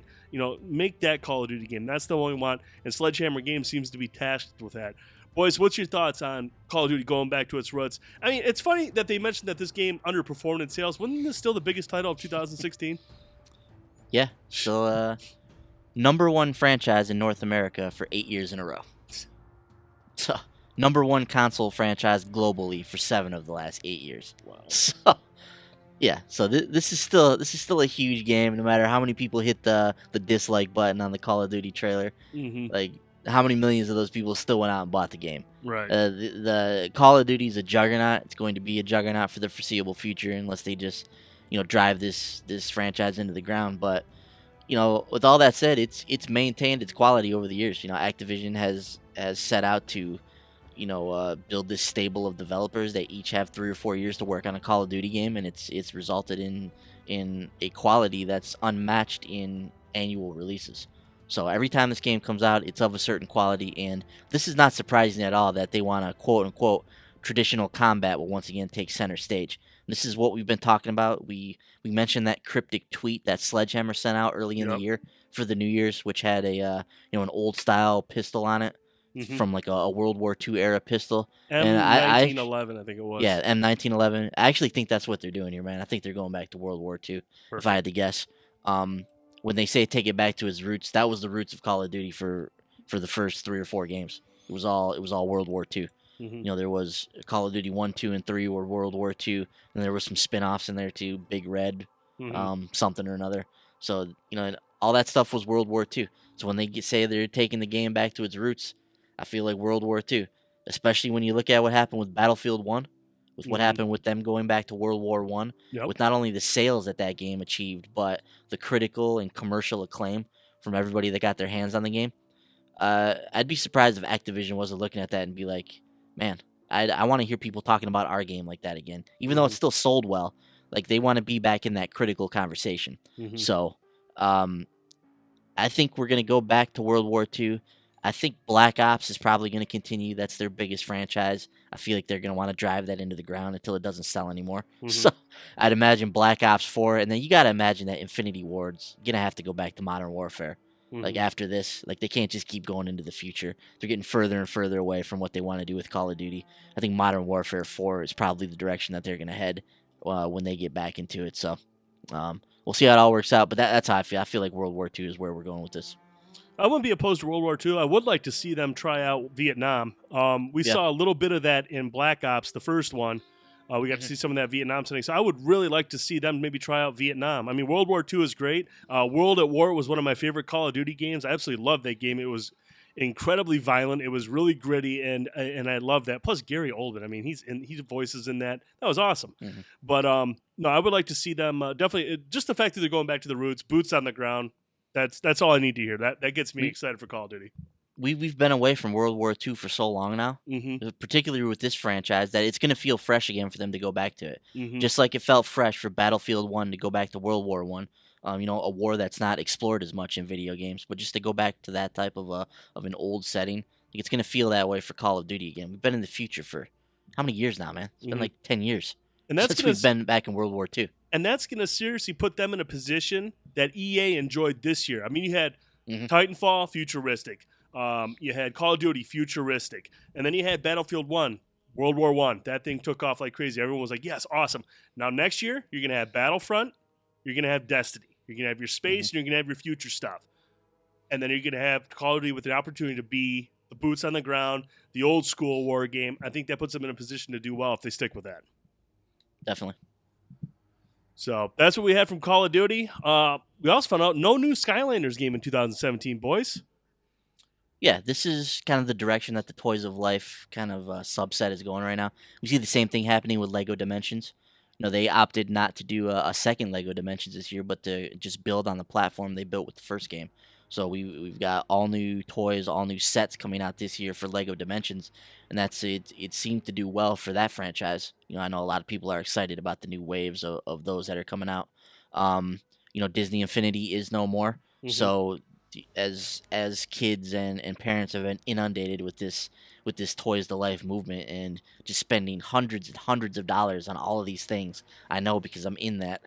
I'm in that hundreds and hundreds of dollars on spending hundreds of dollars on this stuff, and then having to try and keep up with this year after year after year. It gets exhausting. So I think it's a good idea for Skylanders to take the year off in terms of a new game, but it's cool that they're still going to be releasing content packs, still releasing new toys. They're going to build on the Imaginators series that they put out with this last go around, which is a good game. My kids love it. I've played it a few times with them. It's a really cool game. They have the Skylanders animated series going strong on Netflix. It's got a second season coming out this year. It's already been renewed for a third season. So they're gonna. It's still a popular brand for them. It's still a brand that kids love and that kids can get into. So if they kind of take their foot off the gas a little bit, take a step back, let people kind of catch up on the stuff that's out there, let them get ingrained into the Skylanders universe and through the toys and through the animated series, I think that's going to be good for the series. And when the next game does come out, it's going to be that much of a bigger deal for everyone. Right. Cool. Good stuff. And that's what we got from the Activision earnings call. Let's jump into the world of PlayStation, boys. So what's going on in the world with PlayStation news, man? PS4, the top-selling console in January. So Ooh. according to NPD, probably not surprising at this point. I don't know what your feelings are on this, but with the lineup that PlayStation's had to start this year, with Horizon on the Horizon, and yeah, and several other like big titles coming out. I don't know who they have marketing deals with, but we know Andromeda's gonna be on the PS4. It's gonna have PS4 Pro support. They've got big time partnerships with Atlas, with Persona. There's all of these titles coming out that are only on PlayStation at the beginning of this year. So it's been quite the start to this year for them. It's going to continue to be that way that I can see for the next few months. And I don't know about you, man, but I don't see PlayStation relinquishing this crown anytime soon. No, and I think that comes into part with the Xbox One. I think everyone on the Xbox side is really jacked for the Scorpio and learning more about it. I think a lot of people are going to wait for that. Not to mention, I mean, don't get me wrong. I think Halo Wars 2 looks very, very cool. But I don't think that's the same as Halo's. I don't think it's going to do the same number of sales as Halo does. I'm a boots on the ground guy. I want to be in the action. I don't want to be above controlling the action. I don't have the patience or the brain capacity to run that type of a mission. I want to be in the fight, and that's why I'll stick with playing like Halo 5. But I mean, Halo Wars 2 will have its audience. We still don't know. We don't have a release date on Sea of Thieves, correct? No. Nothing yet for that. So, I mean, there's no real reason to grab an Xbox One just yet, especially those who already own it. I think a lot of people are just going to wait until the Scorpio, get that big, beefy system. The price will play a factor in that. But I just don't see Xbox pushing a lot of units until the Scorpio, especially with kind of a lineup right now that's, I wouldn't say it's weak. I just don't think it's as appealing. They don't have any of their big tentpole franchises in there. Mm-hmm. And then, a lot of people still disappointed about the loss of Scalebound. That was going to be one of the big AAA titles for them this year. And with that, there's like a huge void in the lineup now where that game was, unfortunately. Plus, you could blame the Switch. There's probably people like, I'm going to pick up a Switch now and then get the Scorpio later. The Switch is probably more appealing right now to a lot of gamers than an Xbox One. And there's always a certain certain excitement about a new console launch. Hmm. So it's going to come out in the beginning of March. People are going to be excited about it, and then that excitement's going to wear off, and we'll get back to things as normal, and then we'll really see how the console does after that. But yeah, absolutely. Like this coming March, like that thing's going to sell out. People are going to be talking about it. People are going to want to get their hands on it. That's going to be a big deal at the beginning of March. Something else I want to ask you, man, is we know the Scorpio is targeting this holiday season. Some people think it's not even going to hit this holiday. We'll have to see how that all plays out. But is there any danger of the Scorpio being too little, too late for Microsoft? And by that I mean we're going to be 4 years into the Xbox One life cycle. We're going to be probably a couple years out from the official reveal of the PlayStation 5. Sony is like they've had a really good generation so far. They continue to be out in the lead globally in terms of sales by a healthy margin. Like, do you think that by the time the Scorpio gets out, and granted it's going to be a more powerful console, but Sony's also kind of done the 4K upgrade thing. They have their console that's and they've got boost mode coming out, and people are excited about that. Like by the time the Scorpio comes out, are people going to be like, yeah, it looks better, but I've already seen this, or yeah, this is a better Xbox, but I've already had this one for 4 years. There's going to be a new one probably in a couple years. Like, do I really want to spend all this money on this thing? Is there any danger of Scorpio being too little, too late? If you're talking about from a sales perspective, yes. I don't think the Scorpio. I don't think Xbox One's going to catch the PS4 or any iteration of the Xbox One. I mean, the PS4 took this gen, and that it is what it is. The Xbox One's still selling very well. It's got a lot of consoles out there, but in terms of like playing catch up in sales, I don't even think that's an issue. But it's interesting though, because I mean, if you think about it, the Xbox One's out right now. You got the Scorpio coming out, later this year. And as far as too little, too late, you got to think the PS5's got to be somewhere. I mean, not close, but even if the Xbox One Scorpio comes out and it's out for a year, maybe two, then the PS5 comes out. The PS5 is going to be somewhere near the Scorpio, if not more. So, I mean, I just don't see, in terms of sales, I don't think they're going to catch PlayStation, but I still think it can do very well, especially if the price is right on this thing. If this thing comes at $399, it's going to be a fun time for Microsoft. That thing will sell. Considering how much stronger it is and how much more is under the hood, I do think that thing will sell very well at $399 if that's the price. If it's higher than that, then they're making their own bed. Yeah, I mean, definitely. I mean, like we've talked about before, this thing seems like it's going to be very, very expensive. So if it's able to come in at $399, that would be incredible. That thing would probably fly off the shelves. Oh yeah. Bender, what do you think about this idea, man? Any thoughts that the Scorpio is going to be too little, too late? Like, are we going to be kind of gearing up for the next generation at this point, or what we will now term as a generation with these iterative consoles? I mean, I gotta think we're going to go on these 3-year upgrade cycles now. That it seems like the logical thing to do. Like at the 3-year mark, we're going to get an upgraded version of the console we had. That's going to be an option for people to purchase. And then at the 6-year mark, we'll get kind of the full on new take on the new iteration of the console. It's going to have new games made for it. So by the time Scorpio releases, we'll only be a couple years out from that. What do you think about that? I kind of agree with Brent. I mean, I don't know if there's anything they can do at this point to like catch up to PS4 if that's what they're trying to do. But I mean, maybe that's not their goal. Maybe they're just trying to get like kind of a head start on the next cycle. Which, if that's the case, I mean, that's probably a good idea to kind of, get more people in, and at the right price, the Scorpio could definitely be a big boon for them. And then, by the time the PS5 comes out, they could have that little kind of leg up on the competition. So we'll have to see how it plays out, but I don't know. Well, it'll be interesting to watch. Taz, what about you, man? You got any thoughts? And honestly, I think Microsoft was too little, too late when they came out with the Xbox. The original one? Yeah, the original one. Really? I've liked Sony PlayStation better since it came out. So it doesn't matter to me what Xbox does. I'm not a Microsoft fan. My question to you is like from a gaming perspective. Obviously, you're more focused on anime. You game you've got your favorite types of games you like to play, but you're not like a person that plays a ton of variety of games. And I don't know if you're somebody that really looks at specs in a system, but how appealing is it? You have a PlayStation 4 right now, and if you had an Xbox One, how appealing is the PS4 Pro or the Xbox Scorpio to you? Is that something where you're like, man, I got to upgrade, or you're just kind of like, I don't really care. I just got the games right here. Yeah, I'm the latter. I don't really care. I just got the games. Mhm. The game that I'm playing the most right now, as we've said earlier, is The Binding of Isaac. I don't need superior graphical performance to play that game. Right. The only game that I have that, I care about looking good is GTA. Mm-hmm.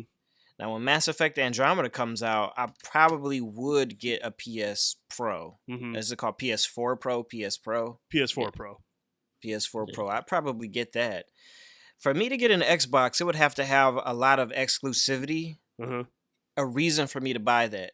When Mass Effect first came out, I believe it only came out on the Xbox, Mhm. which is why my cousin bought it for me. When Fable came out, it was only for Xbox, I believe. And I loved Fable. So right now, for me to get an Xbox in any iteration, I would have to know, what does it only have? Mm-hmm. Aside from that, I'm fine with having a PlayStation. Okay. Cool. Cool. So moving on from that, Drawn to Death has a release date, April 4th. Ooh. Brent, where you at in this game, man? It's left the free to play model, which I'm a fan of. I'm a fan of it leaving that model. It's going to be released for $19.99, so great price for this game. Looks incredible. Very very unique art style. The whole concept behind it is pretty awesome. Mm-hmm. But I never got a chance to hop into the beta or play into the alpha test or whatever it was that came out a little while back. Where do you stand on this one? I think it looks, like I said, actually the visual presentation is very unique and looks very, very cool. I like that a lot. I'm more interested in the gameplay itself. I like what they were talking about, how these are smaller groups of 4-on-4. people. 4-on-4. 4v4. Yeah. With very Or no, long- actually, that's 4 total. Just Yeah. 4 people in the map. Okay, 4 total, and then the Yeah. time to kill is incredibly high. So it's going Yeah. to. This is going to be a skill-based game. I mean, you've got these different characters with all these different abilities. I think for $19.99, I'm interested in jumping into this, but I think this is going to be one of those games that's going to require a lot of time to really master the game, learn the maps. You're not going to have people running around like crazy like you on Call of Duty, where it's easy to get kills for people who are just running and gunning.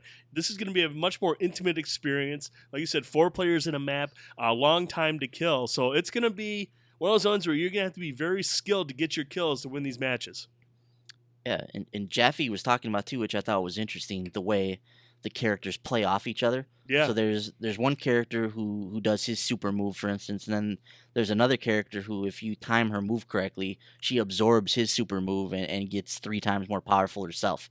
So there's different ways that the different abilities play off each other too, that you're gonna have to learn, and some of the nuances of the way the characters operate, which I thought was interesting. So it'll I'll be curious to see if it can find a footing in this hero shooter genre, whatever you want to call it. It's not really anything like a lot of the other hero shooters we see out here nowadays, but it's going to be kind of lumped into that genre, so I'll be interested to see if it catches on. But at $20, I feel like it's got a shot. So we'll see how it all plays out, but it looks really really cool and phenomenal looking title, super fast paced as well. It's really quick in action, so Right. I'm interested to see what it's all about. Salt and Sanctuary targeting a March release on the Vita. So still chugging away. It sounds like they're getting close. That's going to be a phenomenal title on the Vita. Another very, very interesting title coming to the Vita is Demo. So this is coming out this spring.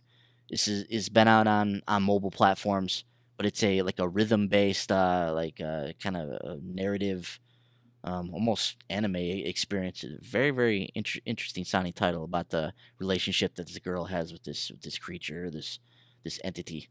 So I'll be interested to see that one when it comes out as well. How much do you know about that game, Demo? I don't know a whole lot about it. I haven't played it on iOS, but I've heard some good things about it. Have It's you played an it? iOS game? No, I think so, just yeah. looked it up on YouTube. It looks like Rock Band or Guitar Hero. Yeah, Yeah. it has some of that. It's got notes coming at you and you timing. Yeah, it's a rhythm-based game. This is described as Demo is the story of a strange piano-playing creature whose somber world is interrupted by the arrival of a young girl. Over the course of the game, the two grow closer, and until the nature of their relationship is revealed, everyone is sad forever. So it's a rhythm-based, much like Thumper. a game that you played in VR and did not throw up all over my basement. I was really impressed by that. Did you end up picking up that game at least? I swear to God, you guys, we talked about before. I was like, Taz will never get a VR headset. He will seriously drop dead after like 5 minutes. My man was down here playing Thumper. He's a little confused at first. Then he starts nailing. He's got S rank on some of the missions. I didn't even get an S rank. I had an A rank. Like, he improved my score a couple times. And he actually was, before he left, he's like, I might get a VR headset. I was like, no way. Tell me how that works, by the way. How did you survive that experience and consider buying one afterwards? Well, I didn't buy one, but I really like the game. I have the game here now. I got Dominique into the game. I got Ruel Ethan, which is my brother. He's playing the game.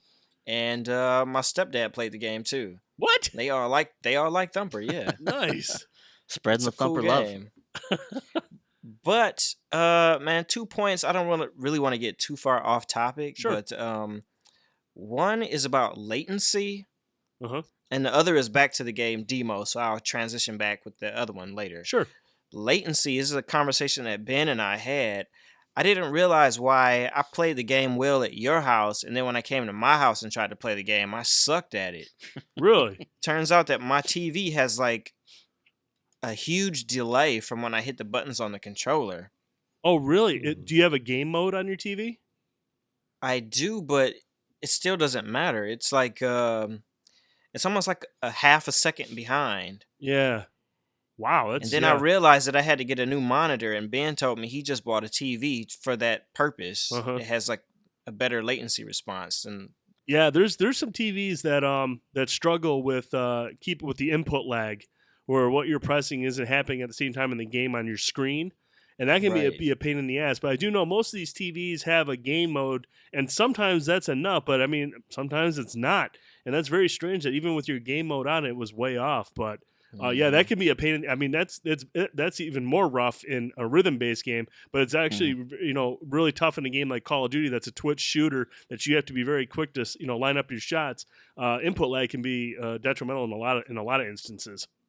Right, see, I didn't notice it until I got Thumper. Mm-hmm. I was like, man, I know I'm hitting the button. Because that game, you're going based on the beat of the music, and that kind of helps you as you play. Like, okay, I know this beat's coming up. Boom, I got to hit it right here. And if it's not happening on the screen at the same time, that's definitely off.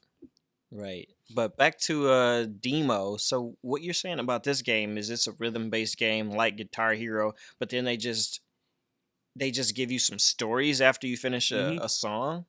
That's kind of weird. Story bits and fully animated cutscenes. Yeah. That kind of delve into this relationship. Yeah, you need a break. This creature. You need a break after those rhythm games. I don't know about you guys. I play Thumper, and I'm sweaty as hell. I'm just like, oh man, I need a break. Give me a cutscene. Give me a story. That's fine. Dude, I don't know. Judging from my time playing a game like Guitar Hero or Rock Band, when I see all those notes coming at me for a long time, and then when I stop seeing the notes, man, everything is like really warped. So if you show me a cutscene, man, it's gonna be all funny looking anyway. I'm just gonna chalk that up with your whole inability to process most games, anyways. So I'm gonna put that on you. You guys don't have that problem? No, I know exactly what you're talking about. When you play Rock Band for extended periods of time, and then you go and look at stuff, it's like the screen is still scrolling and like in real life. Yeah, you like look at the wall, and it's like the wall is still coming at you. Yeah, that's really nice that Boyce said that to make you feel better, Taz. All right, some of us don't drop acid before we play Rock Band.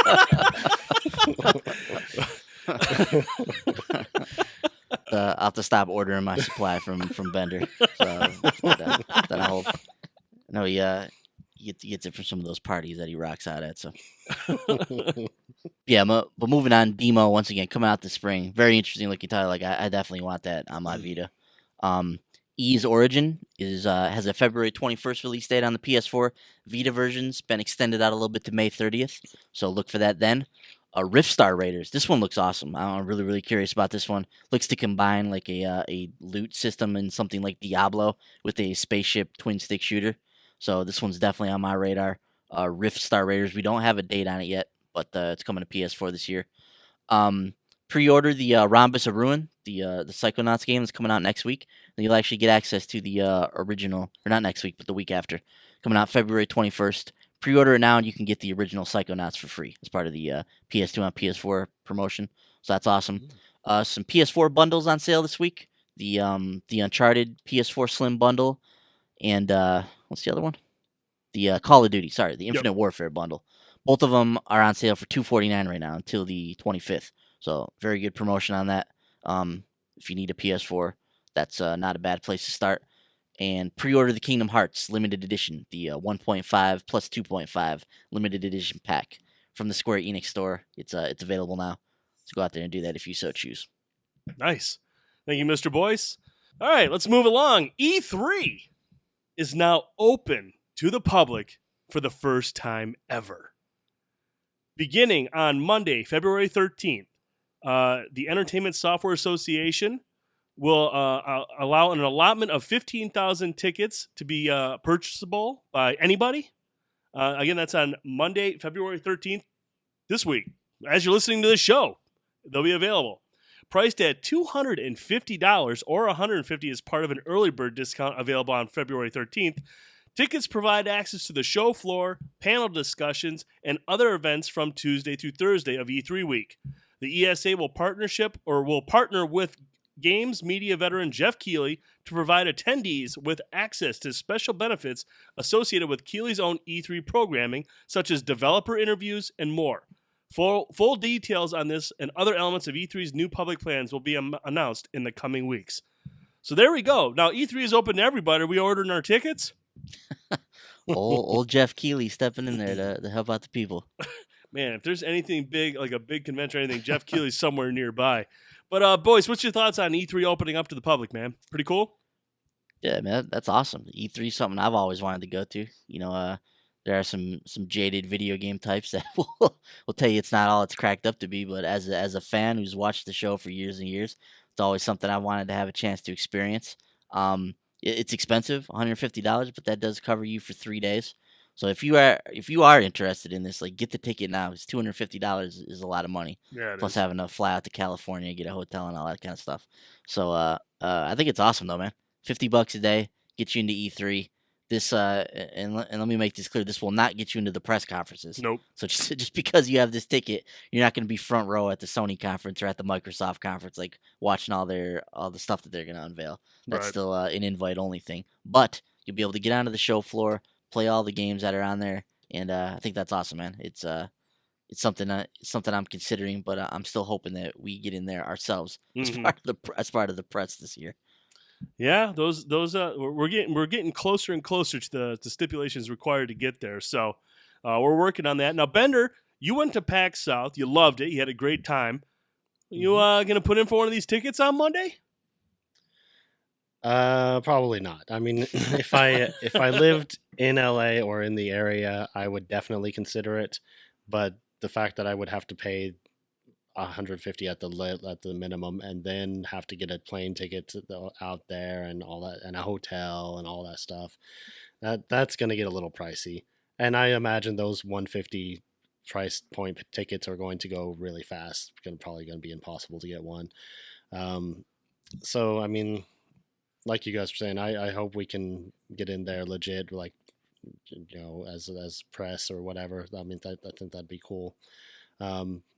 But you know, it is a cool thing that they're letting fans in. I kind of wish they would do like they would do two separate things where it's like they could let the media guys go in for a day or two, and then have a public day or two, because it's I imagine it's gonna be super crowded, because they're gonna have all the regular people who are there every year, plus what, 1,500 more people that they're letting in? 15,000. Oh yeah, even worse. So yeah, it's gonna be pretty crazy, I imagine. So, you know, well, but maybe they'll do that next year. I don't know, but yeah, it is a cool thing though. Some people are going to finally be able to get a chance to go. See, I don't understand though. I mean, plane ticket. You live in Nevada. Why can't you just drive there? Oh wait, that's Oklahoma. I'm sorry, I keep forgetting. It's somewhere out there. I thought it was Nevada. Taz, have you ever been to any of these like conventions or these big things like Comic-Con or PAX or E3? Have you been to any? Obviously not E3, but any, because I would have known. We would have known that. But have you ever gone to any of these conventions, or have you ever had an interest to go to any of these? I haven't gone to any. The wife and I have been talking about going to a Comic-Con, an anime convention this year. And if you guys want to go to E3 or anything, just let me know. I'm game. We can get some tickets tomorrow. Using that short pause credit card, that platinum account. Making that money. Awesome. Yeah, so make sure you hop online. Tickets go on sale Monday, today. Or if you're listening to this in the afternoon, you're probably screwed. So enjoy paying $250 going forward. Let's move on. Ubisoft had their earnings call this week as well. And we got some bad news. Fractured Butthole, the new South Park game, has been delayed again. Oh. As part of the newest earnings report, Ubisoft announced that South Park has been delayed. Previously set to come out in Q1 2017, which is January to March. It is now slated to arrive sometime during Ubisoft's fiscal 2017-2018 schedule, which translates to April this year to anytime March 2018. What's going on with this game, boys? It could potentially be released as late as March of 2018 now. I don't think it will release that late, but it's a little concerning that they didn't give us like a new quarter or anything like that. They're just like, we're just gonna shift this into the fiscal year, and then we're just gonna leave it at that. Just not a quarter or anything like that. We didn't get a reason. Yeah. Yeah. Look, this. I've played the first South Park. It didn't seem like it was a technical masterpiece. Like it was super hard to produce this. Do you think it's something with the story? Do you think it's something with the engine? What could possibly be delaying this game so long?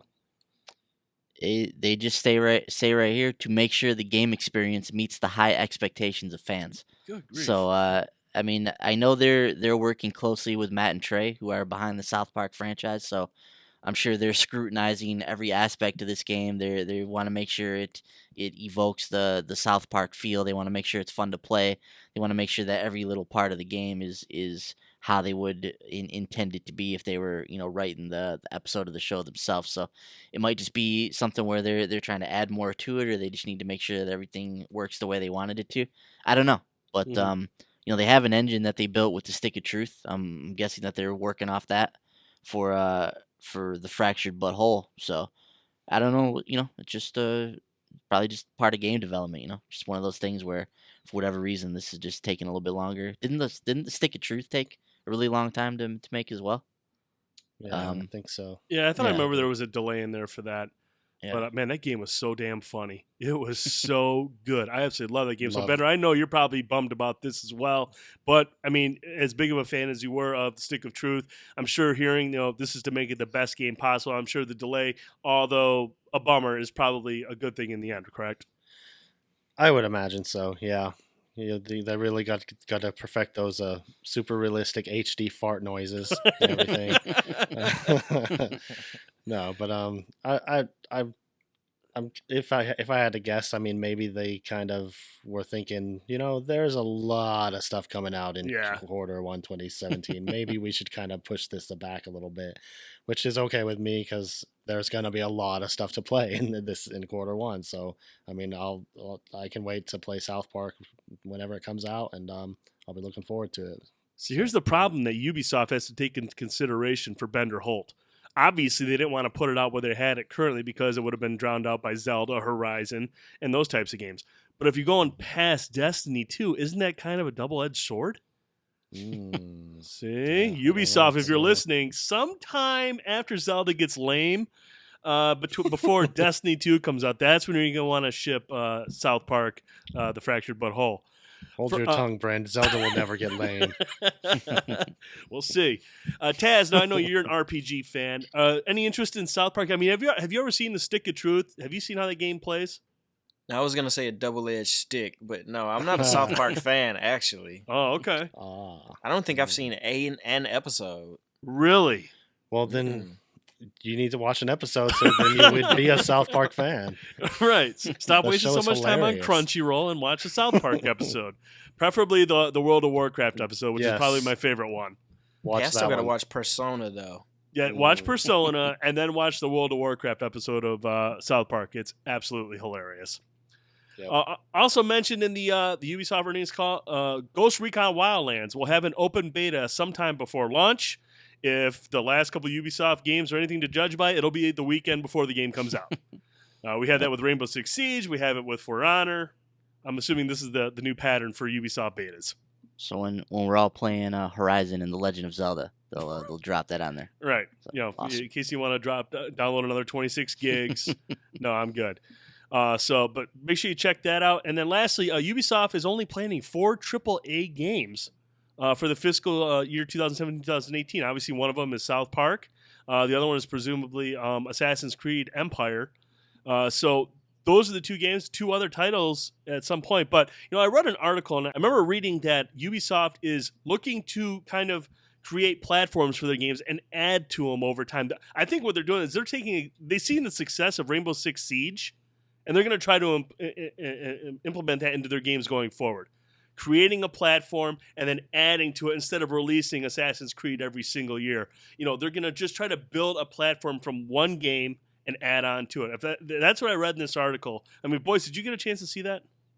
Yeah, no, that's the route that they want to go. Mm-hmm. And with AAA development the way that it is, this is something we're going to see more and more of out of these developers and publishers. Mm-hmm. If they can create a game and then iterate on it with digital downloads and things that you can add to the title without having to do a full scale AAA development all over again. Mm-hmm. Like this is a very lucrative way to go for these developers and publishers. And we see when these companies report their earnings, the massive amount of money that comes from digital downloads Mm-hmm. and from the expansions of things like Battlefield and Call of Duty and Battlefront, like all these expansions that people buy for these games. And like you said, Ubisoft saw it themselves with Rainbow Six Siege. In fact, the player count in Rainbow Six Siege is higher now than it was when the game first launched. Yeah. So, this is an anomaly. Granted, this is typically not the way things work, but it's just one of those things where people rallied behind this game. It was a good game, and people didn't have a problem getting behind it. And Ubisoft's, acknowledged that. They've supported the game. They continue to kind of build on the platform that they developed with it. And it's a whole lot easier to do that than to go back and have to rebuild a brand new Rainbow Six game. Mm-hmm. So this is definitely something we're going to see more of, not just from Ubisoft, but from everybody. This is the way things are going to go. Yep. That's the way it's looking. So that was the news from the Ubisoft earnings call. And now lastly, I know we got a couple of Castlevania fans here. A Castlevania series is coming to Netflix. Wow. The Castlevania series will be done in the vein of Game of Thrones. The Castlevania producer said video games are like the dopest art form. He also had a couple other comments that he made with a lot of F-bombs. But boys, as a big-time Castlevania fan, and I also want to hear from Taz as well, what are your thoughts about this coming to Netflix? I'm always leery when they try to take a video game property and convert it into a different form of media. Mm-hmm. But to hear Adi talk about Castlevania, he's going to be the producer on it. And I don't know if you remember, but a few months back he made this Power Rangers short film. It was like 10 to 15 minutes of this R-rated, like ultra dark take on the Power Rangers, which just. I think Zach was doing lines of coke and stuff before he was going out and like shooting people. Like it was wild, but it was really well received. So this guy has a way to take properties and kind of put a new spin on them in kind of a dark way. That's kind of cool. So, but to hear that they're gonna take Castlevania, and from what they said here, it's gonna be an ultra violent take on the series, Mm-hmm. and it's going to be. Like they're going to shoot for production levels and the kind of quality that you get out of Game of Thrones. That's kind of exciting, man. They're going to base it actually on Castlevania 3, Dracula's Curse, which is one of the best NES games ever created. It's a fantastic game. I don't remember much about the story, but I remember that's when we first met Alucard and Grant was in there, Trevor Belmont. So there's a lot of cool stuff in Castlevania 3. So I'm curious to see where they go from here. I don't know if it's going to be any good. Warren Ellis is writing it, who's a freaking awesome comic book writer. So the fact that he's going in here and he's writing the show is also makes me excited. So I'm really curious to see where it goes from here, man. I like the people that are behind it. I love Castlevania, so I'm at least going to give it a shot. Is he gonna write lines like, "What is a man? A I- miserable little pile of he secrets"? will not, and that's a good thing. Yeah, so while that works in a video game setting, that will not work in a Netflix setting. So let's hope that he doesn't transcribe some of the lines from that series. Taz, what are your thoughts on this, man? On a Castlevania Netflix series, is this something you'd get behind? I'm interested. I mean, I love Castlevania and I love Game of Thrones. Is this gonna be? I didn't hear you say. Is this gonna be an animated series or is this gonna be a live action? No, this is live action, like lopping off heads, ultra violence. Oh yeah, I'm definitely. I would be interested in either way. But yeah, yeah, I'd like to see it. Man, I wish I don't have his comments here, but I mean, he was dropping f-bombs and like a couple of these, like, man, this is gonna be so effing great, and like all these different comments. It was like it was hilarious story. I was like, man, this guy is like a David Jaffe type of dude. Just he don't care where he's at or who he's talking to. He just lets it fly. So, And honestly, I think my wife is gonna love it too. She loves vampire stuff like Twilight and what's that other one that was on? Was it HBO in Louisiana? Yeah, True Blood. True Blood. Yeah, she loves all that stuff. So Yeah. I'm more of a Blade guy. yeah, I like Blade too. Blade's badass, dude. I love Blade. Dude, this is the tweet that Adi Shankar sent out. Yes. He said, "Breaking news: I'm producing a super violent Castlevania miniseries with my homies Fred Sabert and Kevin Klonde. It's going to be dark, satirical, and after a decade of propaganda, it will flip the vampire subgenre on its head." Ooh, hype. Yeah. Okay. Mhm. Shoot, I'd get behind that too. Bender, any interest? That's awesome. I got a question for Bender, a quick question, and a quick question for you too. Oh, okay. If you can answer quickly, I hear that Link does have a new name or a full name. Like, I've never heard of this before. If you know it, what is it? I don't know. I don't think this is gonna be like canon or anything. It was this video that Game Informer did where they asked they were talking to Miyamoto and Aonuma and just asking them a bunch of rapid fire questions about Zelda and stuff and other random things. And they said he said, "What's Link's last name?" And Miyamoto was like, I don't know. I guess he's like Mario. So his last name would be Link. So Link. So, Wow. Because Mario's name is Mario. Right, and Yeah. Luigi Mario. yeah. Real quick though, one of the best parts of that whole video, this was hilarious. The guy doing the interview, he grabbed this coin and he put it under one of these cups. He had 3 cups on the table and started moving them around. And then they chose the cup that they thought the coin was underneath, and they picked it up, and there was just a piece of paper that said 2D Metroid release. That was the best thing ever. I cracked up so hard. Yeah. Game Informer, Zelda's on the cover this month, so they're running coverage all month. So definitely check that out if you want to know more about Breath of the Wild. Cool. And the last question for Brent. Uh-oh. I read a comment from Angels and Demons. Yeah, my that boy. said that you look like a Navy SEAL, which I'm not really sure, especially talking about your domino diet. But did you ever get your Navy SEAL shades? Oh man, some aviators. Yeah. No, I had a pair a while back, and believe it or not, I went up north for Guys Weekend up at Torch Lake, and I had a sweet pair of aviators. And I was thrown up off the back of the boat at high speed, and my aviators fell off. So I never bought another pair because I went to prescription glasses. But I do miss my aviators. Those glasses were sweet as hell, dude. But yeah, as in regards to looking like a Navy SEAL, thanks, Angels and Demons. I appreciate you not calling me a fat ass. But if I tried doing like 2 seconds of what those guys do, my heart would explode and I'd shit my pants. So no, not a Navy SEAL, but I appreciate the comment. Angels and Demons is great. Man, some of his comments are fantastic. Angels and Demons leaves some really interesting comments. If you ever come to the site, come to the website, www.shortpause.com. Usually in the comments post for these podcasts, Angels and Demons has some nice things he has to say, and some of it is just you're just like, this is why I like this dude. He's very unique, and we love him. So good questions, Taz. Good questions, and that's gonna do it for this week's podcast. That's all the news. That's the end of the show. As you can tell, we ran a shorter show this week. We want to get your thoughts on that. So send us an email, podcast@shortpause.com, or visit the website, www.shortpause.com. Come right into the comments section of this podcast, or on YouTube if you're watching it there. Go in the comments. Let us know what you think of the shorter format. We just wanted to give it a try, see how it looked, see how it played out, but we definitely need to hear from you. So podcast@shortpause.com. Come to the website, www.shortpause.com, or hit us up on Twitter @theshortpause. If you like this podcast, if you really like it, go over to iTunes, give us a 5-star rating, write out a nice long review why you like the podcast. If you're like, I'm not sure you guys deserve 5 stars, don't even go over there. I don't want any fake 5 stars. I want you to send us an email at the email I just mentioned, podcast@shortpause.com.